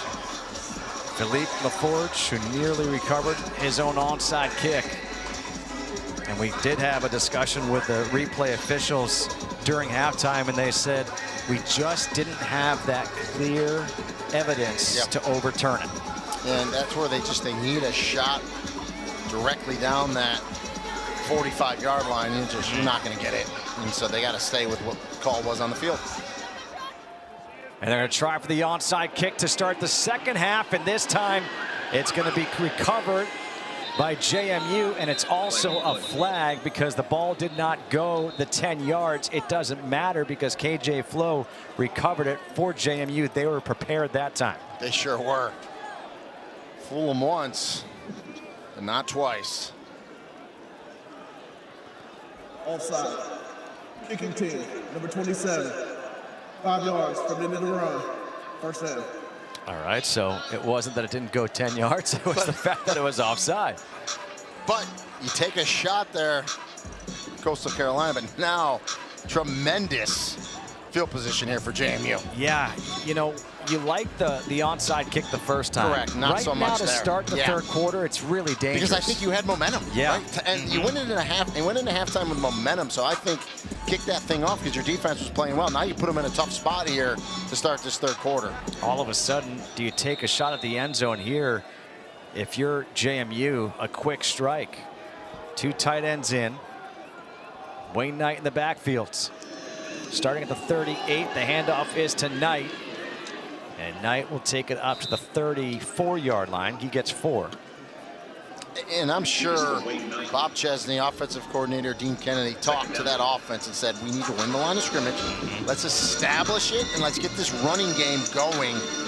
They didn't get it going enough in the first half for them. Agreed, especially with how good of a run game they have. On second down, handoff again, and there goes Knight. Knight bounces up to the defenders, loses the football. It's down. JMU says they have it. Jamarian Wayne is the one who knocked it free, and it does look like, yes, it's recovered by JMU. It comes right back to Wayne Knight. He fumbles it, it gets knocked away, and then it's going to get knocked right back to number 3. Watch this. And it's just that's a great hit that caused that fumble, and it comes right back. Yeah. Wayne Knight says thank you very much. He had it high and tight, and that's exactly what you want to do. Bite the football, and you'd like to have the head up a little bit more by Wayne there. You know, bite it, look at it a little bit more, but good tackle. Joby Mallory now comes in. He takes the handoff up the middle. They go from the smaller Wayne Knight to the bigger Mallory.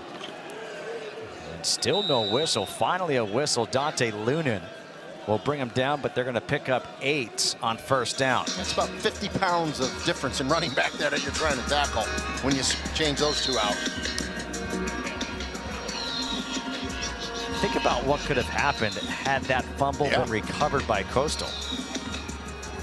And I can tell you, as a home runner, you're going to fumble from time to time because the defender's just going to put a good hit on you.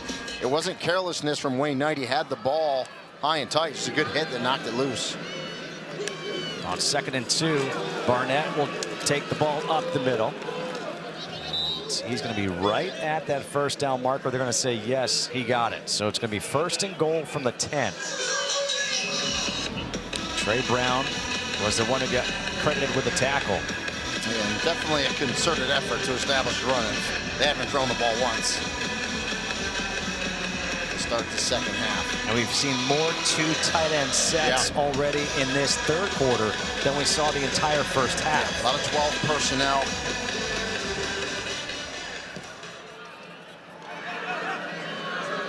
Wayne Knight is in with 2 tight ends. On 1st and goal, handoff to Knight, cuts it back. How about that cutback? Wow! He almost looked like he was on skis getting on the edge. Yeah, I mean, that's an underneath zone play to the right, and he's able to bend it all the way backside to the left, put that right foot in the ground, square those shoulders, and take it backside. So he goes out after picking up 6. Mallory comes in as it's 2nd and goal from the 4. He'll motion back into the backfield.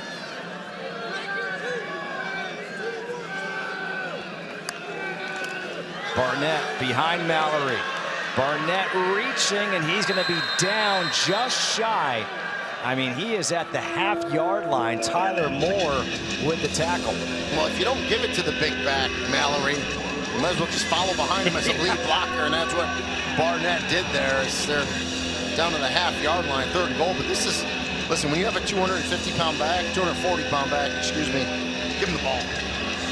Well, right now, you've got the big backs. You got 2 tight ends in as blockers. And it's 3rd and goal from inside the 1. And the big back gets hit in the backfield. Wow! They're going to lose a couple yards right there. Well, you know, you have 2 lead blockers, right? 2 tight ends lined up in fullback spots. You can't let them get penetration like that. Even though the snap's a little high, it's fine. And you see the penetration. You just ran, defenders ran right by him, and give Coastal Carolina credit. What a stand. So now you bring on Morgan Suarez for his 3rd field goal attempt. This one from just 21 yards, but as you said, huge credit to the Coastal Carolina defense. 2 for 2 on the day from 33-47, and this one is good from 21. Points on the board on the drive for JMU, but they thought they were headed towards 7. Instead, it's 3.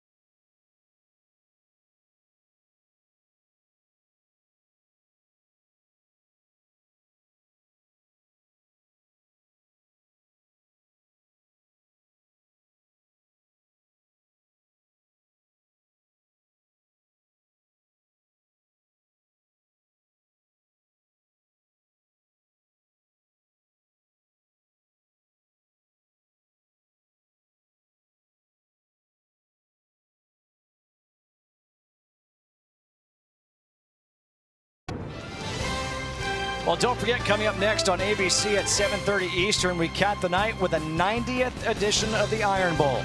The Tide look to cement their playoff hopes. Isn't it too early for Santa Claus? Nah. We just had Thanksgiving.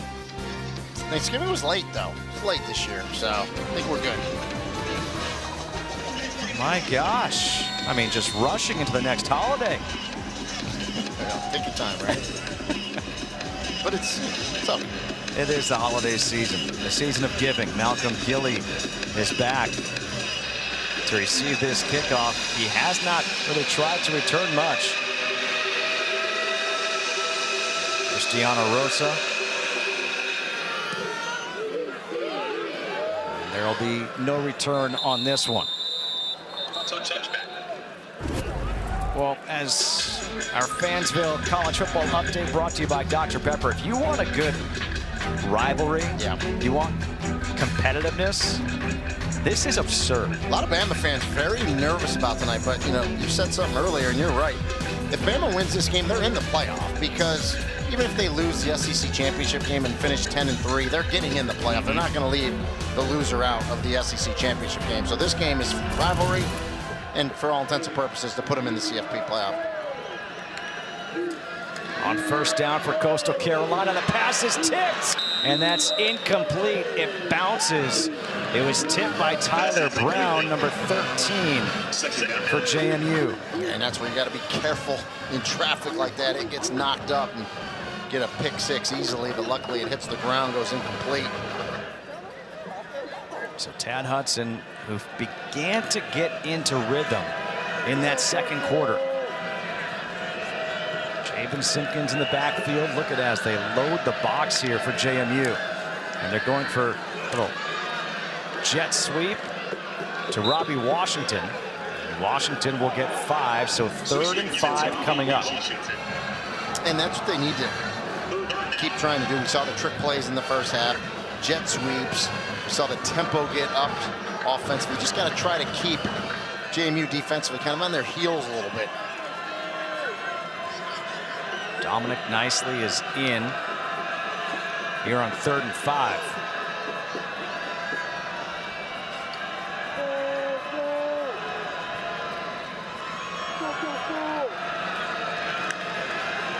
Hudson, his pass complete, turning his Cameron Wright down the sideline, and Wright will be shoved out of bounds right around the 45-yard line. Yards after catch. That's what this team does as they pick up 25 yards right there. A good recognition by Tad Hudson to find where his receiver Cameron Wright was. Let him to the outside, let him turn, and the yards after the catch, as you said, Justin. And now there was almost a fumble on the mesh right there with the handoff with Hudson and Nicely. I get the up-tempo, but sometimes you watch offenses, they go too fast for their own good, and they're just not in sync. And as you said, that mesh point wasn't great, but they don't fumble, but they don't get any yardage either. 2nd and 10. Nicely comes out saying that wasn't very nice. Edwards comes in.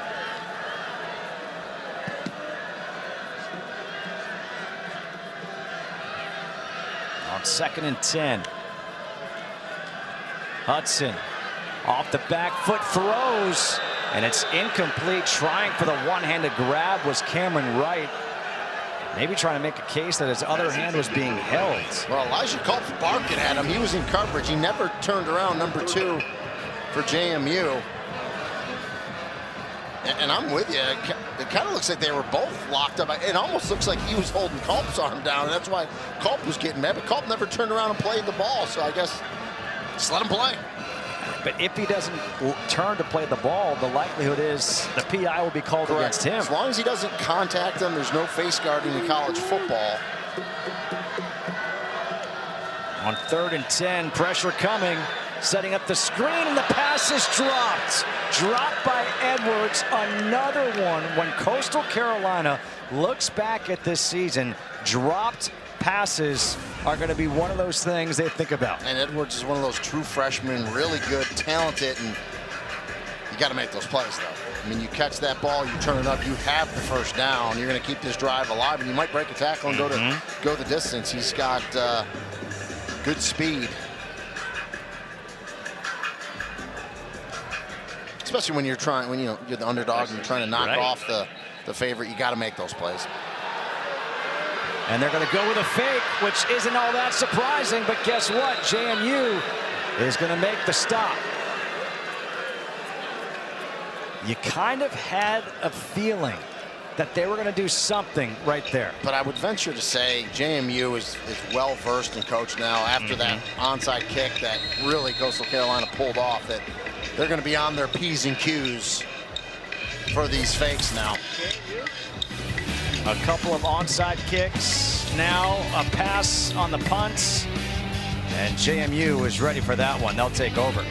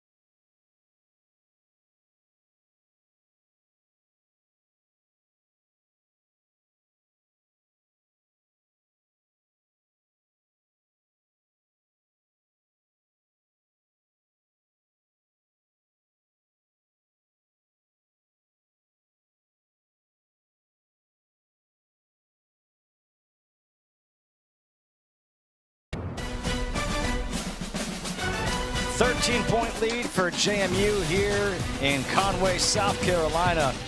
And these two teams are in the East Division of the Sun Belt. In the West Division, we've got a game time for an update from our own studio. Justin Kutcher reading goalie here. Troy against Southern Miss. Troy gets on the board first. Yes, hey, Meadows has a nice year at running back. Good job there for him for the score. Good to see Goose Crowder back throwing a strike there. And Southern Miss says, "Oh, come right back." It's a back-and-forth game, Justin. It is a back-and-forth game. And how about this play right here? The handoff up the middle. They would fumble it into the end zone, recover. It's 14-10 Troy right now. As here, back here, this pass is tipped, incomplete, intended for Wayne Knight. How about that for a studio update? Yeah, we did it ourselves. See the winner, obviously, will go to JMU next week, but JMU's not thinking about that, and their fans are thinking about, all right, we got a half left here. Sloppy for them, I think their fans are probably saying. See what they can do here in this third quarter. Barnett is 3 yards away from 5,000 career passing yards. Keep it on the ground here, right up the gut. Huge hole for Mallory, 17 yards. And that's a nightmare for a safety when you see a 240-pound back coming downhill at you in the open field. This is a business decision here. You got to get in there and make a tackle, and you hope, there you go, have one of your defenders, Marion Wayne, come over and kind of tackle him from the side. You're like, thank God. Yeah.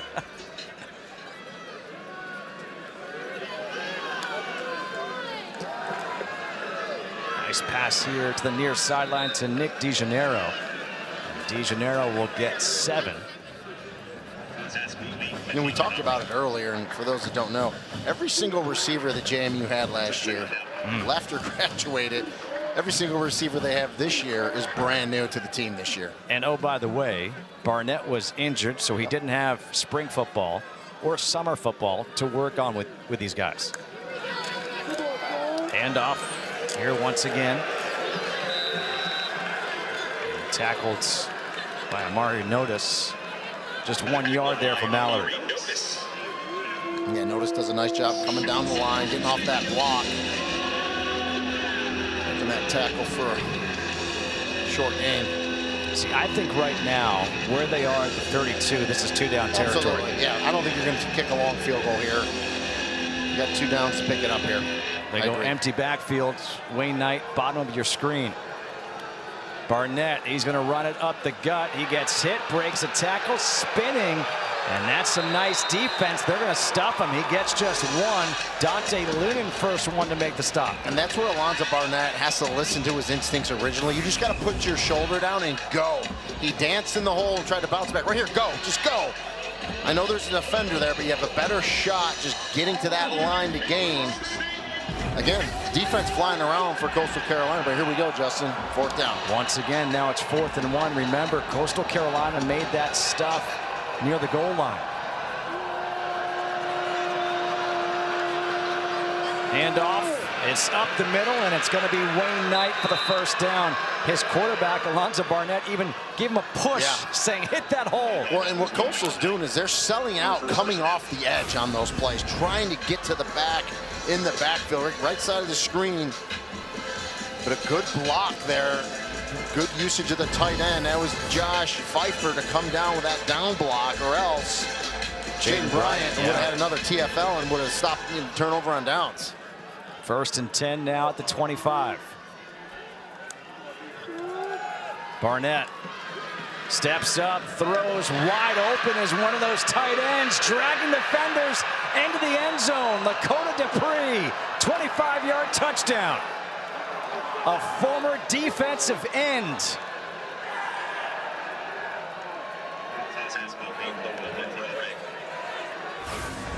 Charlotte transfer. He's a mixture of everything you want with a tight end. He's physical, he can block. Oh, by the way, catch a pass and then become a big runner as he drags guys into the end zone. And it looks like right now JMU is going to go for 2. Yeah, try to get it to 21, 3 touchdowns, three PATs.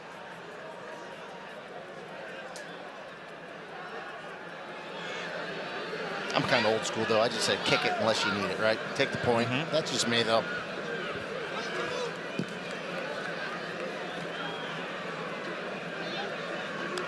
Barnett to pass, back of the end zone, caught. Nick DeJaneiro threading the needle right there was Barnett. How about that throw by Alonzo Barnett? Now, there's a penalty because Nick DeJaneiro tossed the ball to the defender. It's unsportsmanlike contact. You just can't do that, Nick. Just to set the ball down and run to the sideline. We know you beat him, you know. And that might not hurt you in a game like this, but it could hurt you in a championship game. Could hurt you in, you know, a bowl, a CFP playoff game if you get there. He knows better than that. Score is good. After the play, unsportsmanlike. James Madison, number 11. Taunting. 15-yard penalty will be assessed on the kickoff.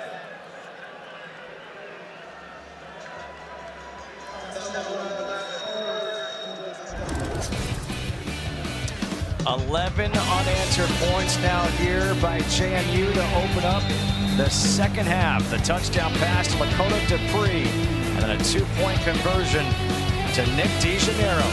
It's now 31-10, JMU on top.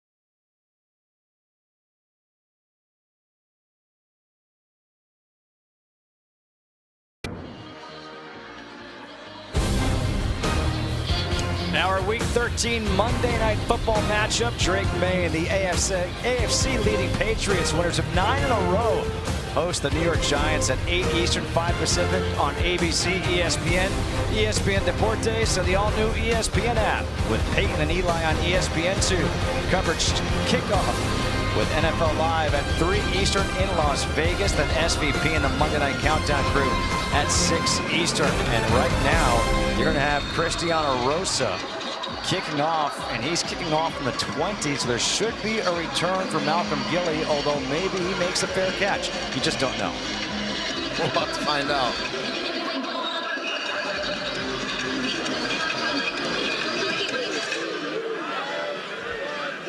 Takes it at the 10, off the 2 hopper. And he'll return it to the 35-yard line. A 25-yard return. Well, we talked about Drake May. How about this? Tad Hudson was the backup to Drake May at North Carolina a couple of years ago. His sister, who actually began dating Drake May, and Michael got married to Drake over the summer. And what a story Drake May has been this year. He's been phenomenal. I mean, the Patriots in a whole have been great. Mike Vrabel, outstanding, but nice little story there. Yeah. Huh? Sis? Those two were middle school sweethearts. How about that? It's awesome. They met when they were 12 years old. I thought my parents were young. They were 15 and 17. Hudson tries to keep it. He gets tackled in the backfield. Drew Spinagati, loss of 2 right there for a guy who didn't start. Yeah. Spinagati's got something to him. Grew up in New Jersey, but Winter Garden, Florida. So that's an Orlando guy, so Spinagati. 2nd and 12. This third quarter has been all JMU, kind of like the first quarter was. Hudson stepping up, takes the shot over the middle, has a man open. And that pass is caught by Carmelo English, dragged down inside the 25. Justin Eaglin finally brought him down. Yeah, nice route by Carmelo English. I believe it's the first time we've called him out today. Nice job by Tad Hudson, stepping up, throwing a strike, and they're going to go with tempo here. And before that, a timeout was taken by JMU. They realized they had to get their defense set. So 31-10, and Carmelo English hobbling off the field just a little bit.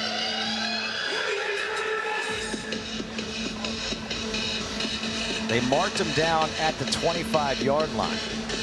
So a couple of bigger plays than what we're used to seeing from Coastal Carolina. Well, you need those chunk plays, and you need to take shots down the field vertically. So it's good to see. It was a good throw by Hudson. Nice route by English. Now they got to finish this drive off, right? Got to get a touchdown.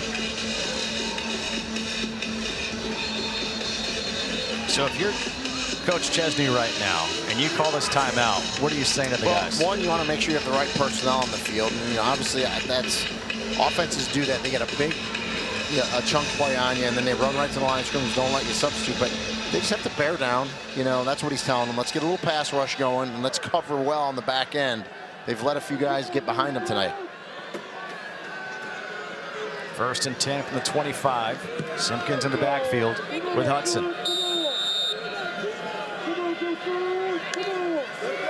Pressure coming. They dial it up. The pass towards the end zone. There's a lot of contact. The ball is incomplete. That could have been offensive pass interference, and now watch out.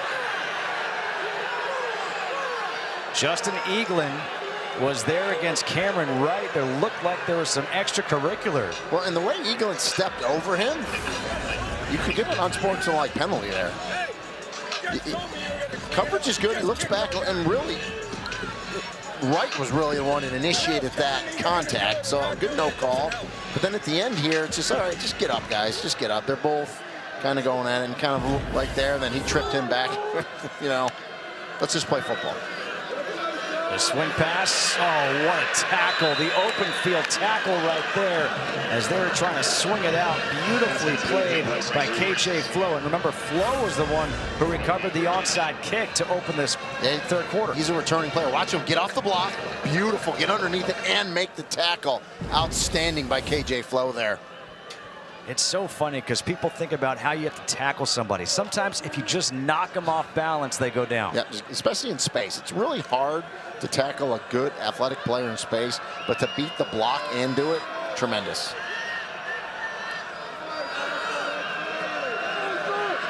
Third and 10, loading up the box again. Pass, and that one, is it picked off? No, incomplete. Justin Eaglin was there, and the official says it hit the turf, the surf turf.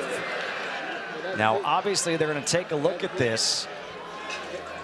And Eaglin's got 4 interceptions on the season. He was putting his hands up like, give me 5.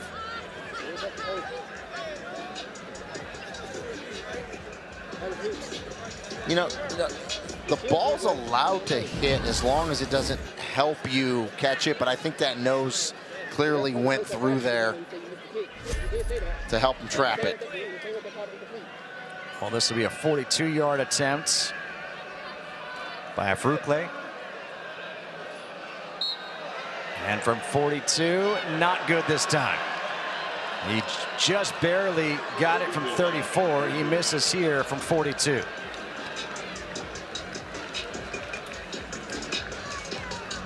And the defense for JMU gives up a couple chunk plays, but they bend, but they don't break. And remember that timeout that Chesney called. Yeah. And, you know, he's an excellent coach. It's why I know JMU fans aren't going to want to hear this, but he is clearly in the coaching carousel. When that first domino drops, which we all know is Lane Kiffin, Bob Chesney square in the crosshairs of a bunch of schools. It's kind of remarkable when you think about him, where he's come from, Salvo Regina to Assumption to Holy Cross here to JMU. There's a chance that he goes from Holy Cross in the FCS to a major college football program in 3 years. On first down, the pass to Wislowski. Wislowski spinning away and gets to the 29. He'll pick up 4. But think about that for a minute. It's incredible. And he's an outstanding coach. And really, it was Kurt Cignetti that really did it. You know, he's older, obviously, than Bob Chesney. But, I mean, the rise that he had so quick with what he did at JMU and now what he's doing in Indiana. And we talked about it earlier. And then Chesney steps in behind him here at JMU, and they don't miss a beat. And poor JMU saying, come on, guys, what are you doing? Can you stop taking our coaches? Mallory takes the handoff, and he keeps on going. Mallory across midfield, dragged down. They'll mark him down at the 48, Dante Lunan, but a 23-yard run for number 28. What a great 1-2 punch, right, with Wayne Knight and Joby Mallory. Good blocking. And every time you look up, Riley Robel, 55, is pulling and blocking someone. Outstanding. Zach Greenberg as well. Carter Sweezy up there, just good job. Good offensive line. Now Wayne Knight comes in. He goes out. Top of your screen, empty backfield here on 1st and 10. Barnett going deep, and that's going to be overthrown. Was looking for Wislowski. Oh, no, I beg your pardon, DeGennaro. DeGennaro's he's the speedster. He will stretch the field on you. You know, he was a 2,000-yard receiver when he was at Richmond. Comes over here to JMU, and he hasn't really missed a beat. That's what I love. There are 19 players on this roster from FCS schools. So think about what Bob Chesney has done. You take 19 players from FCS schools, and you're 10-1 on the season. And now it's kept by Barnett, and Barnett will dive forward to the 40. He'll get 8. You know, we talked about Chesney about looking at the type of players he wants. Because, yeah, obviously productivity is first, right? It has to be a player that can produce, but they also need to be accountable, have accountability in what they do, and then coachability, right? And he's done a nice job of putting those 3 things together and told his players, let's embrace the bullseye. The bullseye's on us, embrace it. But we're still going to be the hunter. We're going to hunt. We're not going to get hunted. We're going to embrace the bullseye, and we're going to go hunt. And right now they're hunting for 2 yards on 3rd and 2. It's Barnett. He's got him. Still going. And now he gets dragged down. And you got to be careful also. He'll get 11 yards. Gordon takes him down. But what you don't want to have happen is a guy like Barnett. Remember, he got hurt in the last game of last year. And he actually went down at the end of that run, which was smart. Don't fight for extra yards. You don't need to do it. He went down. So at least you can tell he's thinking about it. Got a 21-point lead. Tell you what, here at this stadium, it's too bad you guys can't smell what we smell. There's got to be some fried chicken out there. Yeah. It's bow time. Barnett, dangerous pass, and it's caught. Smoke Collins. And he will be stopped at the 10. That was a beautiful catch by Collins to pick up 19. And that, if it doesn't go to Smoke, is going the other way. It's a pick 6, yeah. I mean, the DB jumps it, and rightfully so, and just can't pick it off. But when it's going your way, it's going your way. As Collins makes that catch, turns it up, and that'll bring us to the end of the 3rd. The end of this 3rd quarter with Bojangles smelling great here at Brooks Stadium. 31-10, JMU leading Coastal Carolina. Trying to move to 11-1 before next week's Sun Belt Championship game back in Harrisonburg.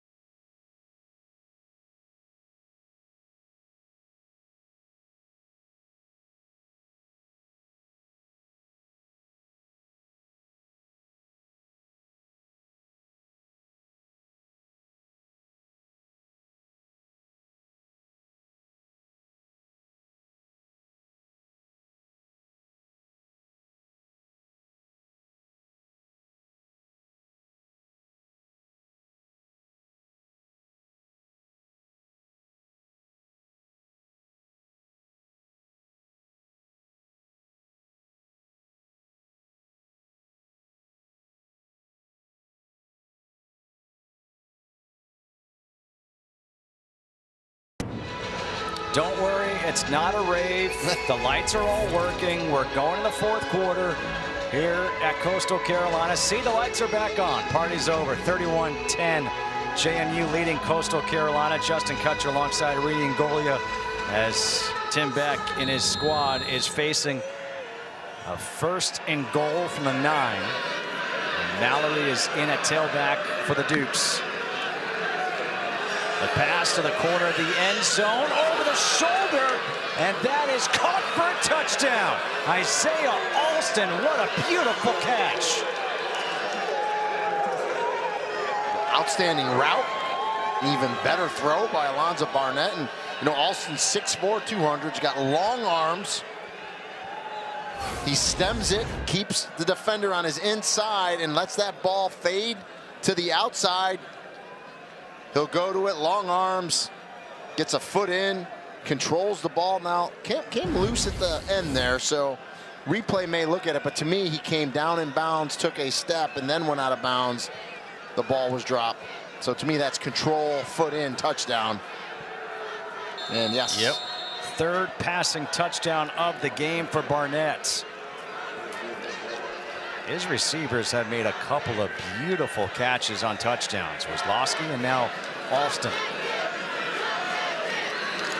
And the extra point by Suarez is good. Yeah, 20th touchdown of the year for Alonzo Barnett through the air. The thing I love about this throw is if Alston doesn't catch it, no one does. JMU rolling now. Let's get our head coach Bob Chesney involved in it. Says Isaiah Alston, 38-10 Dukes in the 4th.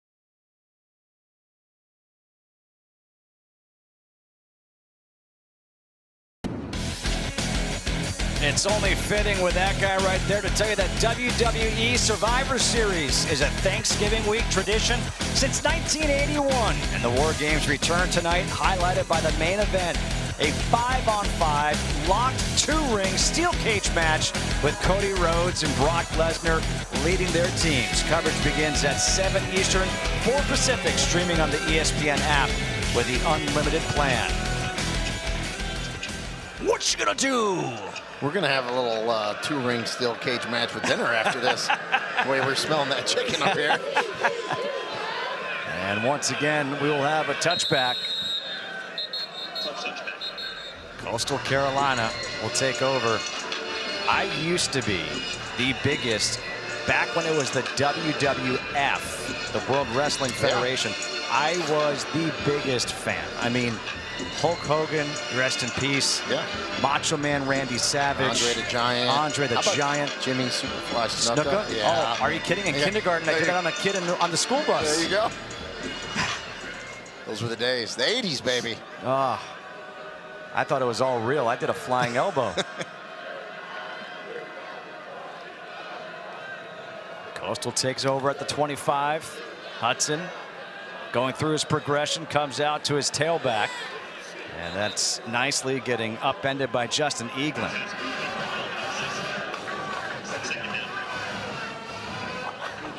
There's a lot of symmetry here with you and I. Like, you know, I feel like we would have grown up as friends. For sure. Pass over the middle. That looked like it hit the umpire. Was that complete? Holy cow. And how did the umpire get out of the way? Kudos. Did you see that spin move by the umpire?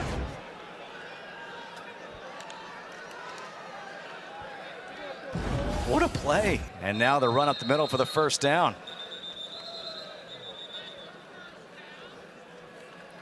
Hang on a minute. We've got, let's see if they got that play off in time. It's hard to tell if there's flags on the field because I'm looking through 2 panes of window tint and a teal field, so. Prior to the ball being snapped, the previous play is under video review. Yeah. So Stephen Robinson's going to let us know that Brian Beckering is going to take a look at that previous catch, which, again, I don't know how it avoided the umpire. And then to make the actual catch, I truly thought it hit the umpire. I thought he almost caught it. Well, he could have, but he clearly got out of the way. And the one look we had, it looked like he caught it. The umpire's Jason Simpson.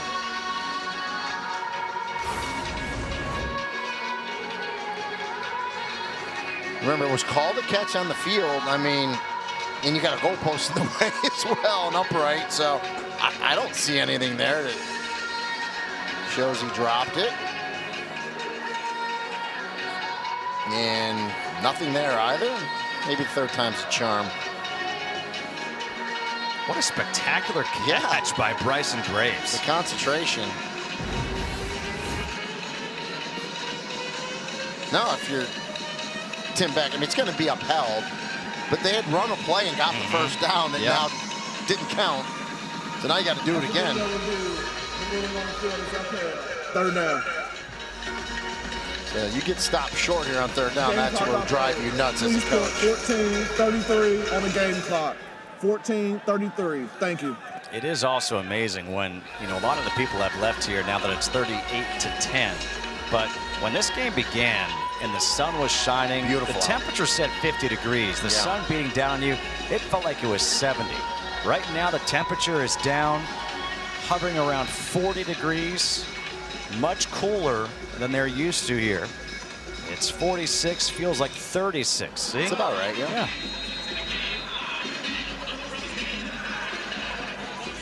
Now they're going for the tush push. And it looks like they're going to give it to him. Yeah, and nose just needs to touch the 35-yard line. The line judge is going to come in and give him that spot. Oh, no, they're not. They're saying he's short. Well, and the line judge ran in over the 35-yard line, and now the ball gets marked a half-yard short. And the remaining fans that are here, the boos are out. And going back to what you said, you know, that call was upheld, and they had already run a play that they thought they got off in time for the first down. So now you're 4th and 1.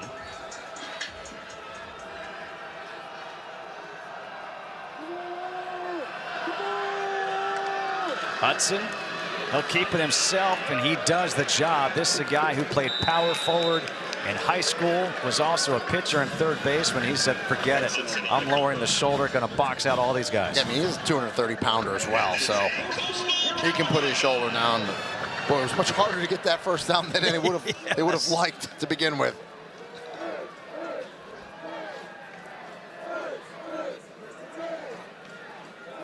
Hudson out of Huntersville, North Carolina, just outside of Charlotte.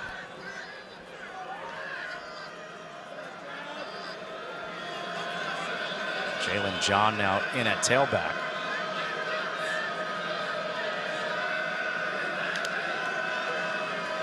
Hudson's pass incomplete behind the intended receiver, Jamison Tucker. And just out of sorts there. Trying to hit Tucker.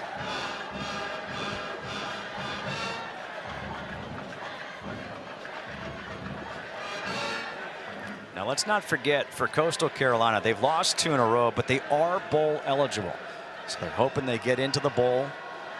They get that invite, more practices. Hudson over the middle, a crossing route to Cameron Wright, and Wright gets tripped up. A good open field tackle by Elijah Culp, and Culp a little bit slow to get up, and now he says, nope, nope, I'm good. Yeah, if Culp doesn't make that tackle, Wright's going to turn upfield, get a lot of yards after the catch. And Ted Hudson's impressed me today with making throws with people in his face. He's been hit a bunch today. He's been moved off his spot, but he stays in there. He's a tough kid, and he delivers the ball. Javen Simpkins comes in on 3rd and 9.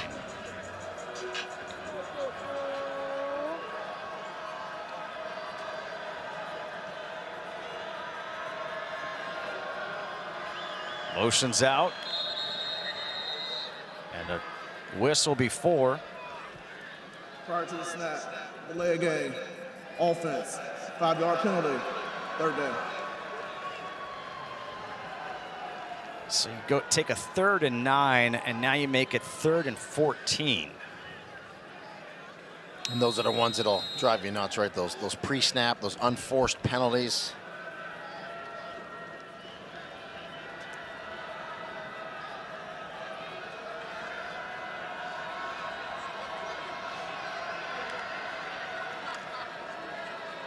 Hudson in trouble, dumps it off, and it's incomplete. Dropped by Simpkins again. Pressure was coming by Sahir West. And that's exactly what JMU wanted to do anyway. Throw it underneath. We're going to come up and tackle you on 3rd and 14, and it gets dropped nonetheless. And I feel like the wind is completely out of the sails of Coastal Carolina here in the 4th. Tad Hudson again gets hit. He's going to be an ice bath tomorrow for sure. Or just sit outside. Yeah, or just sit outside. Well, the way these guys take their shirts off, right? It's the new thing now. Knight is back, fair catch, backpedaling, and he'll make the fair catch at the 22. A 46-yard punt, 11.5 to go here in the 4th, 38-10, JMU leading.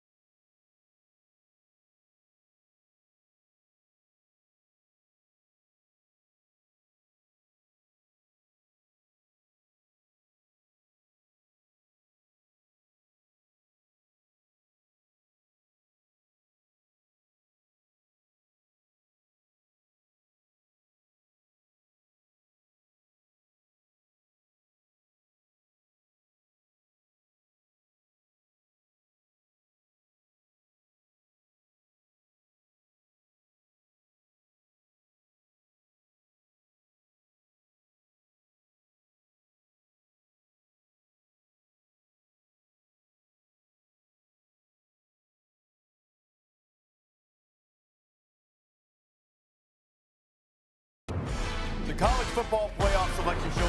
The bracket will be filled. Judgment Day is here.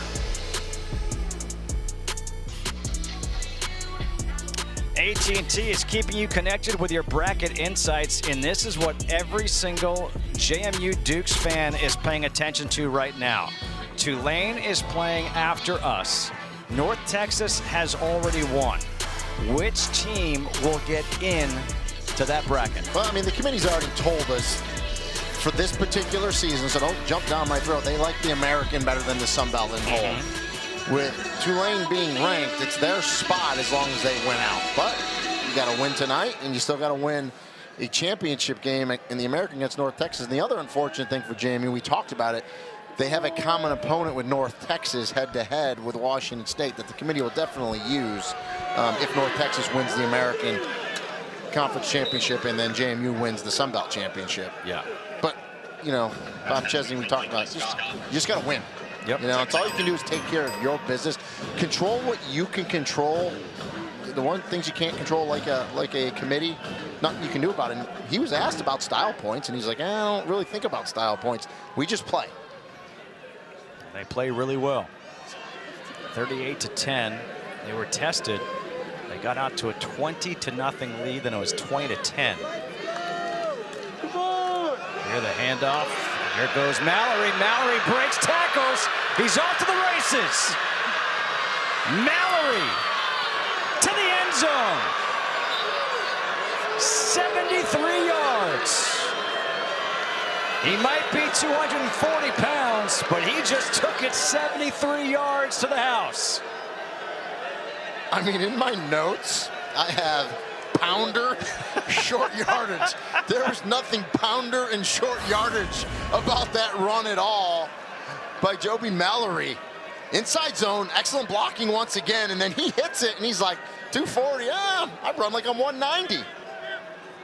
Longest run of the year for JMU.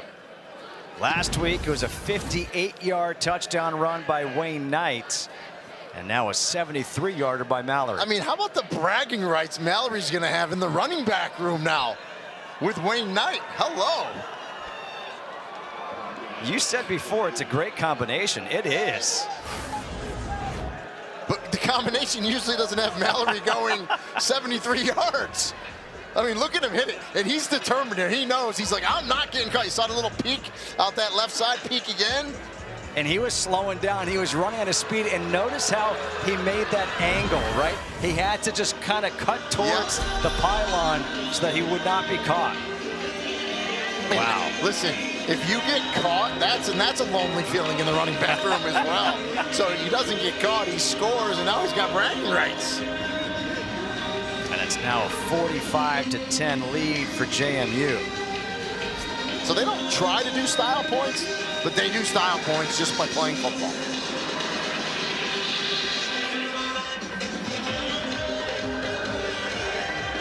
See Bob Chesney, that's his dad right there in the purple with the glasses right next to him. Senior, always with him, always on the sideline, lifelong coach himself. In high school, there he is. He's like, yep, that's what I taught him. It's my boy. Taught him everything he knows.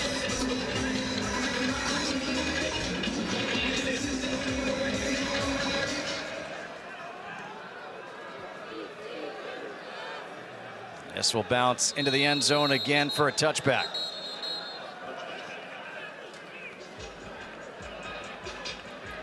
So what happens next for Chesney? Again, they will host the Sun Belt Championship next week, and it looks like it's going to be against Troy.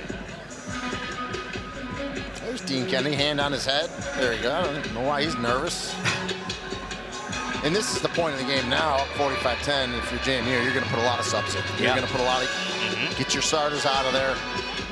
Start thinking about next week and let some players that haven't played go out there and finish this game out for you. Now it's a matter of, all right, let's stay healthy. His pass to the far side is complete. That was Brooks Johnson, the tight end, with the catch. And we've talked about it before, but this guy, every place he goes, he wins. And he not just wins, he turns programs around.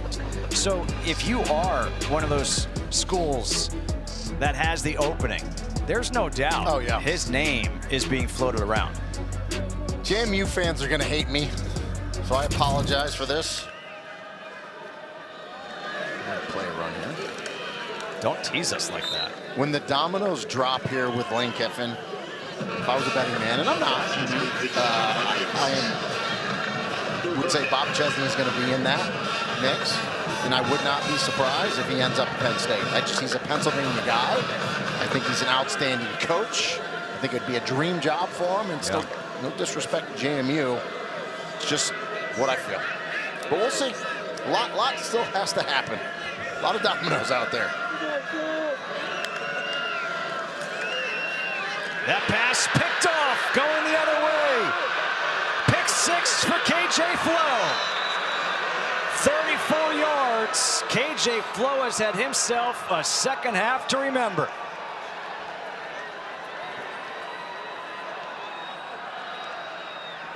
And you love when your nickel can tackle in space. We saw KJ Flo beat a block, make a tackle for a loss, and then jump a route, pick it off, and take it to the house. And let's not forget that Coastal Carolina tried to start this half with an onside kick, and it was Flo who made the play, and now he takes it to the house.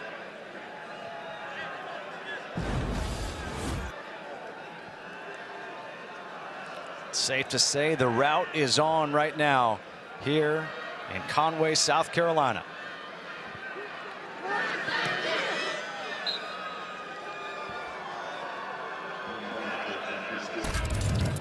This is a DB's dream.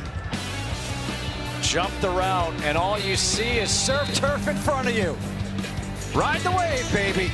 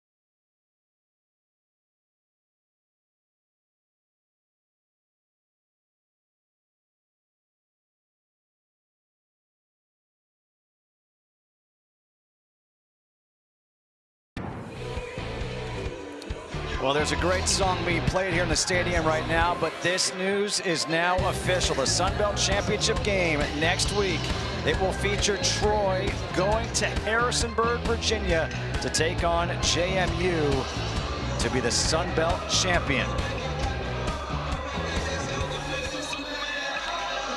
I had Troy earlier this year, head coach Jared Parker. Nice job. Then Goose Crowder back. Should be a good one.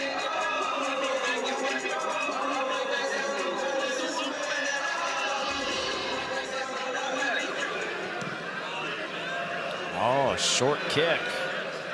Gilly has to come up and take this at the 13. He's got a block. And now a bunch of flags come flying in. One flag through 20 yards. It's a good arm there by that field judge.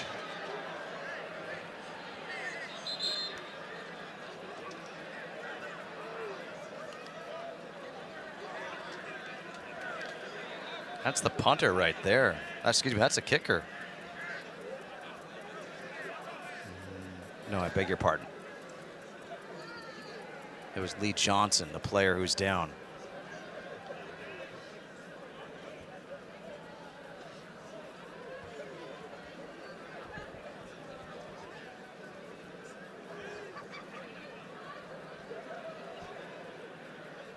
The freshman from Richmond Hill, Georgia.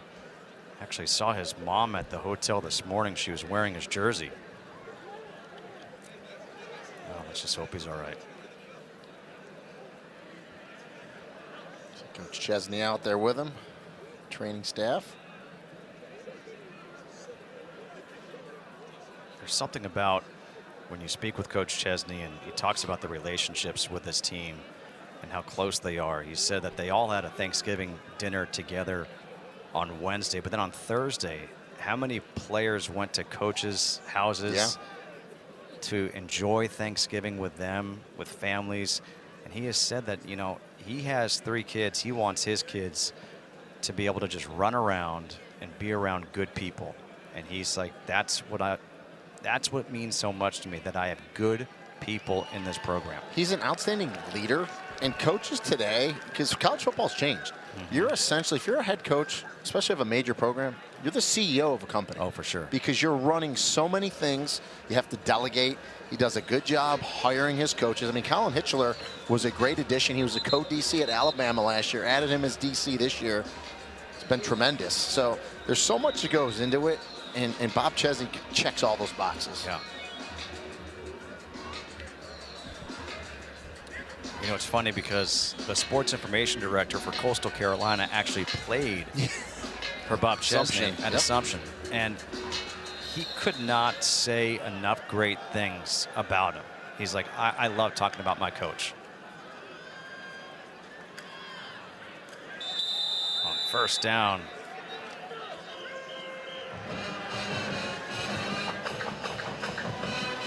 So Mike Uba is the SID, and this was the 2 of them together. And we got to ask Bob Chesney about, you know, hey, do you remember a block punt, this and that? And he's like, are his initials MU? Yes, they are.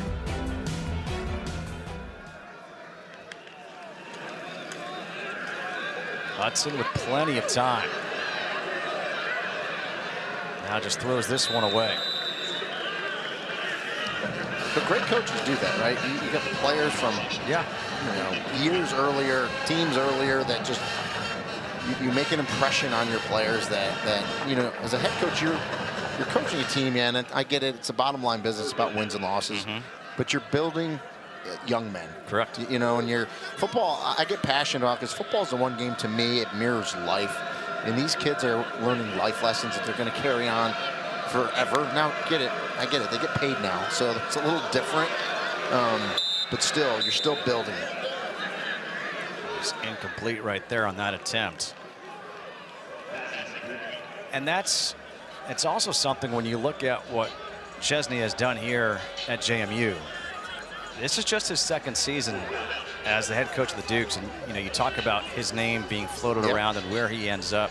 You just get the sense that wherever he ends up, he's going to embrace the team, Yep. but embrace the history of the team and make sure that the alumni all come back and are part of them. Yeah, I mean, he's clearly a candidate for Penn State. He's also a candidate for UCLA. I just think being a Pennsylvania person, right?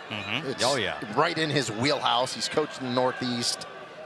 And I know JMU fans are cursing me right now. And I don't know anything. I could be completely wrong. It's a hunch. Right. No, Michael Scott on the return. There is a flag. And now over on the sideline, watch out. And if you're either fan or either player, JMU or Coastal, you cannot get thrown out of a game because it'll affect your next game. Like, you got to have cooler heads prevailing here on both sides because you're both going to play again because Coastal is playing in a bowl.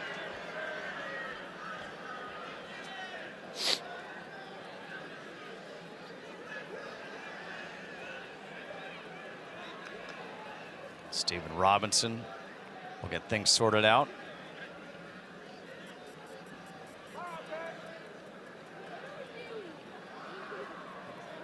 Personal foul on Coastal Carolina. It was during the return.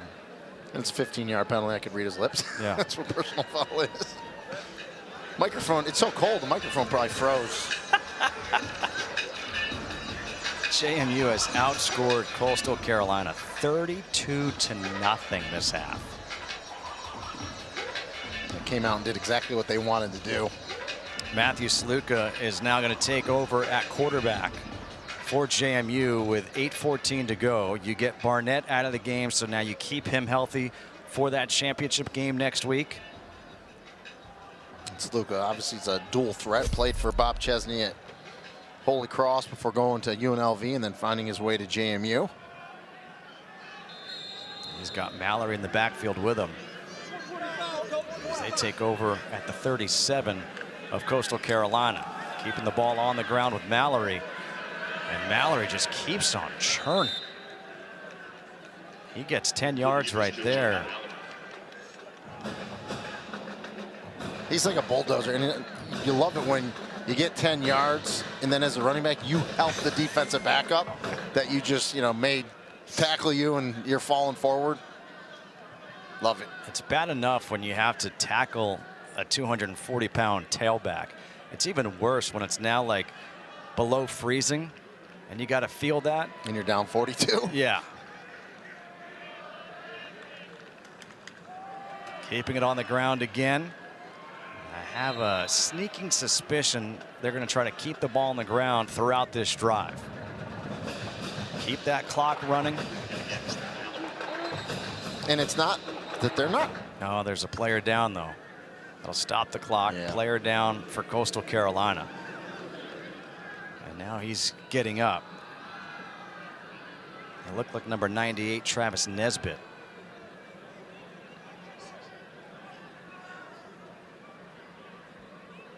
And James Madison isn't trying to score a touchdown No. here per se. They're going to run the ball, but if Coastal doesn't make the tackles, they're going to run into the end zone.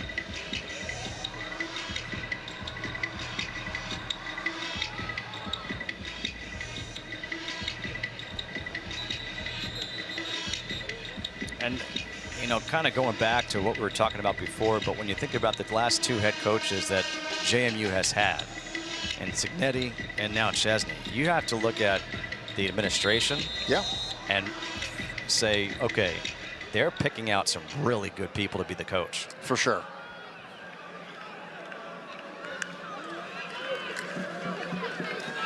Once again, on the ground for Mallory.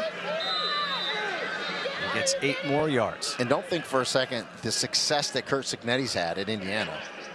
That helps Bob Chesney. Oh, yeah. You know what I mean? Because he's a young, I don't want to say younger version. They're different coaches, but he's much younger than Kurt Cignetti, and he's done just as much, right, in 2 years here with this program. And again, a lot of players went with Kurt Cignetti to Indiana. Chesney brought in new players and just did it his way, and the record speaks for itself. 6.5 to go here in the fourth. In some trouble. How about Sluka making guys miss? You talked about his dual threat ability. He gets 8 yards when he could have lost about 8 yards. It looked like they were going to throw it, which kind of surprised me, but Lucas said, no, I'll keep it. And just kind of, it looks like he's going to get tackled a couple yards, still going. You look up and it's an 8-yard run. It's 1st and goal now at the 7.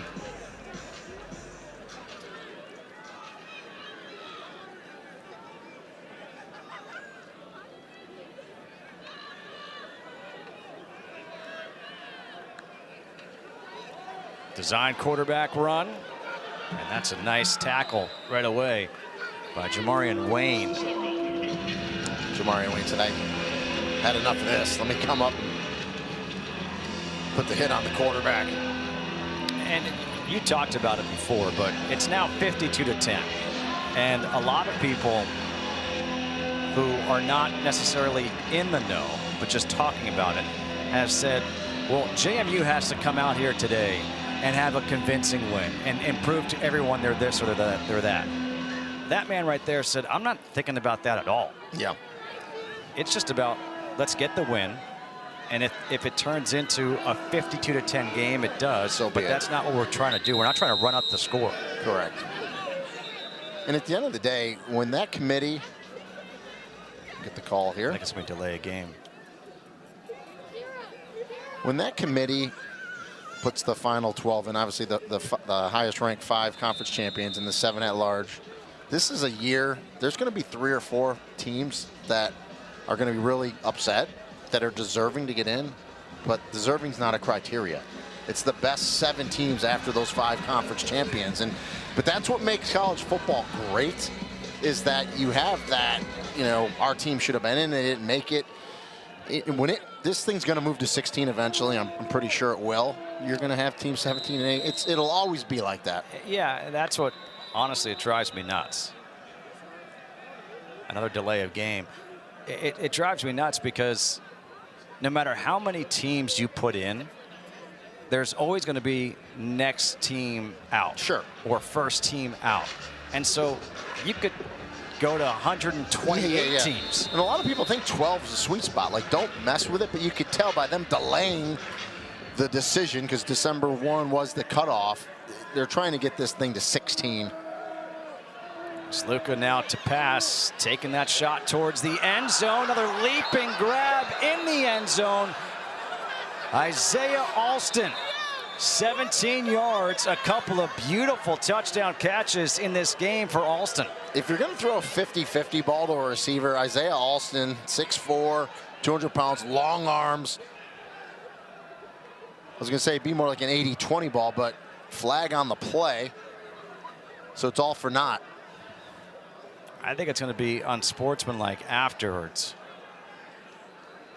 No. No. Yeah, no, we don't have the mic. I believe it was a hold call, but I didn't get it either.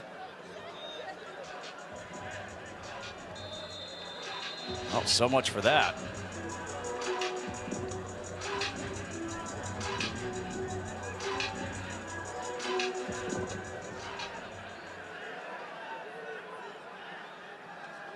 So now it's 3rd and 27.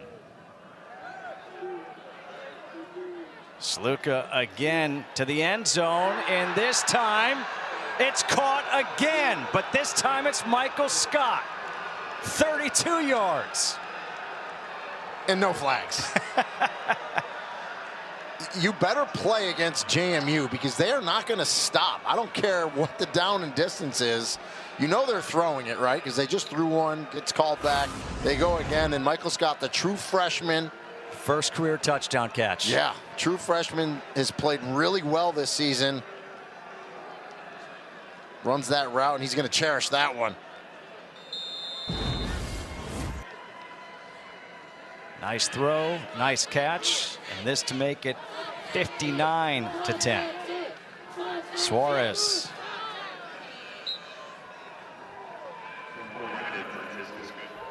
Well, our College Football Award Spotlight brought to you by the Home Depot, featuring the Ray Guy Award finalists. Remember to tune in for the Home Depot College Football Award Show Friday, December 12th at 8 Eastern on ESPN.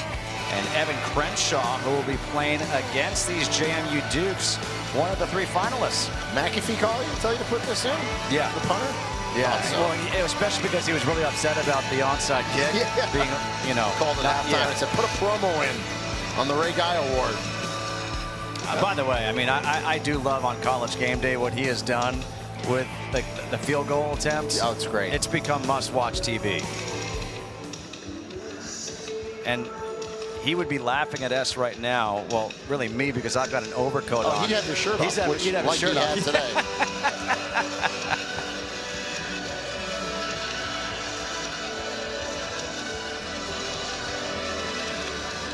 This is the 4th game for James Madison this year with 500+ yards of offense. It's also the 4th game of 50 or more points. And this was, remember folks, if you're just tuning in, it was 20-10 at halftime. 39-0 in the second half. Short kick fielded at the 16-yard line by Gilly. And Gilly will take this one out to the 35-yard line, a 19-yard return with 3:56 to go. We were talking about it, but you look at this game and there are a couple of kind of turning points. And one of them was to start the second half, JMU received the kickoff, but Coastal Carolina tried for their second onside kick. Yeah. It didn't pan out. So now you give JMU great starting field position. And then JMU, Coastal Carolina was marching down the field. They called timeout. And instead of giving up 3 points, they gave up 0. Yeah, after a couple real big chunk plays by Coastal Carolina where they were getting in a rhythm, Bob Chesney says, timeout, let's reset our defense. And they came out and played much better.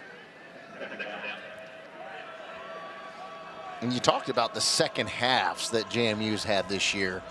That's coaching, right? That's adjustments that you make at halftime with your assistants, and you come out and you drop the hammer, and they've done it time after time this year. 2nd and 9.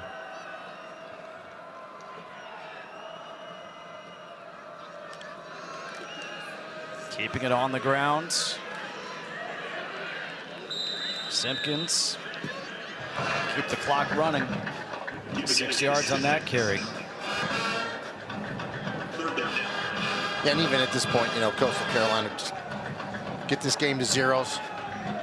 You're going to regroup. You're going to find out what bowl game you're going to probably in a week or so, and then you get 15 more practices, and it's kind of a new season. And because to me, the bowl game, you know, especially when you're a 6-6 team, 7-5 team, that bowl game to me is a springboard for the next season. No doubt about it. Although it's changed so much now with the transfer portal. Yeah, you don't know what you're going to have as a team. That pass was behind, and it's going to be a forward pass. A forward pass. Dominic Nicely was the intended receiver. That'll bring up 4th down. I mean, look at that number. That is absolutely absurd. Yeah, Colin. And by the way, it's going to improve. Yeah, because it's 0 today. Yeah, it's going to go down. There's Colin Hitchler right there. Enjoyed speaking with him yesterday. Still coaching, love it. To the end, right? Because you got a lot of young guys in there. They'll go punt safe, leave that defense out there. Well, I venture to say this isn't going to be a fake.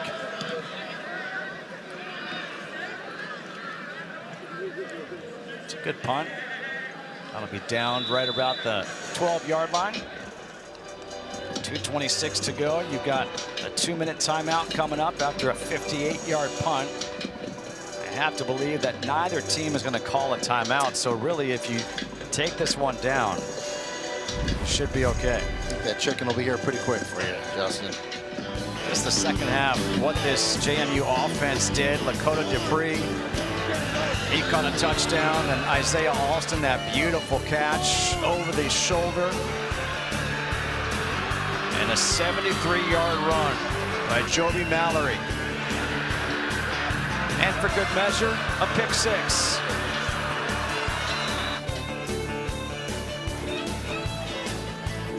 We just saw this as Matthew Sluka got involved, finding Michael Scott.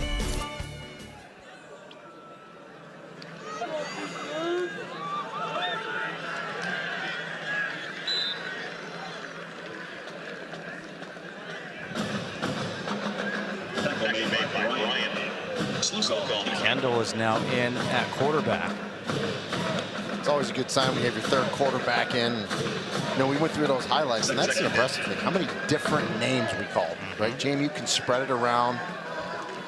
2-minute timeout. JMU is going to win its 10th in a row, running away with it.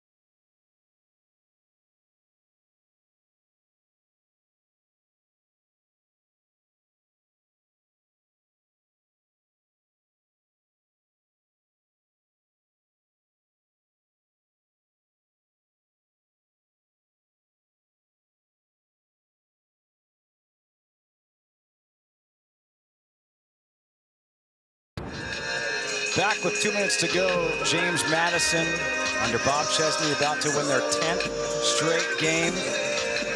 They had a tough one last week, had to come from behind. Third time this year they have come from behind when trailing at the half to win. And they're going to move to 11-1, 8-0 in Sun Belt play this year.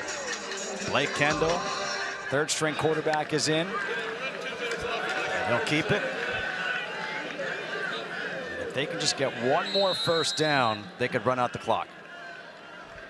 Because I don't think that Coastal Carolina is going to call a timeout. No, they won't. Tim Beck will let this one run down, and tighter first half than probably some people expect it. Give credit to Coastal Carolina, had a good second quarter, but JMU came out in that second half and really put their foot on the gas and never looked back.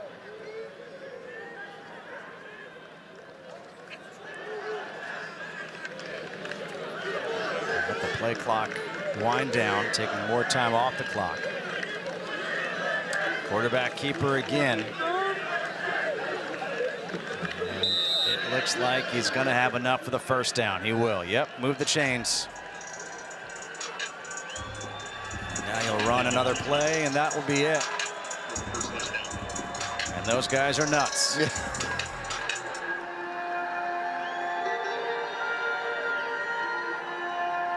I'll never forget, I was spotting years ago.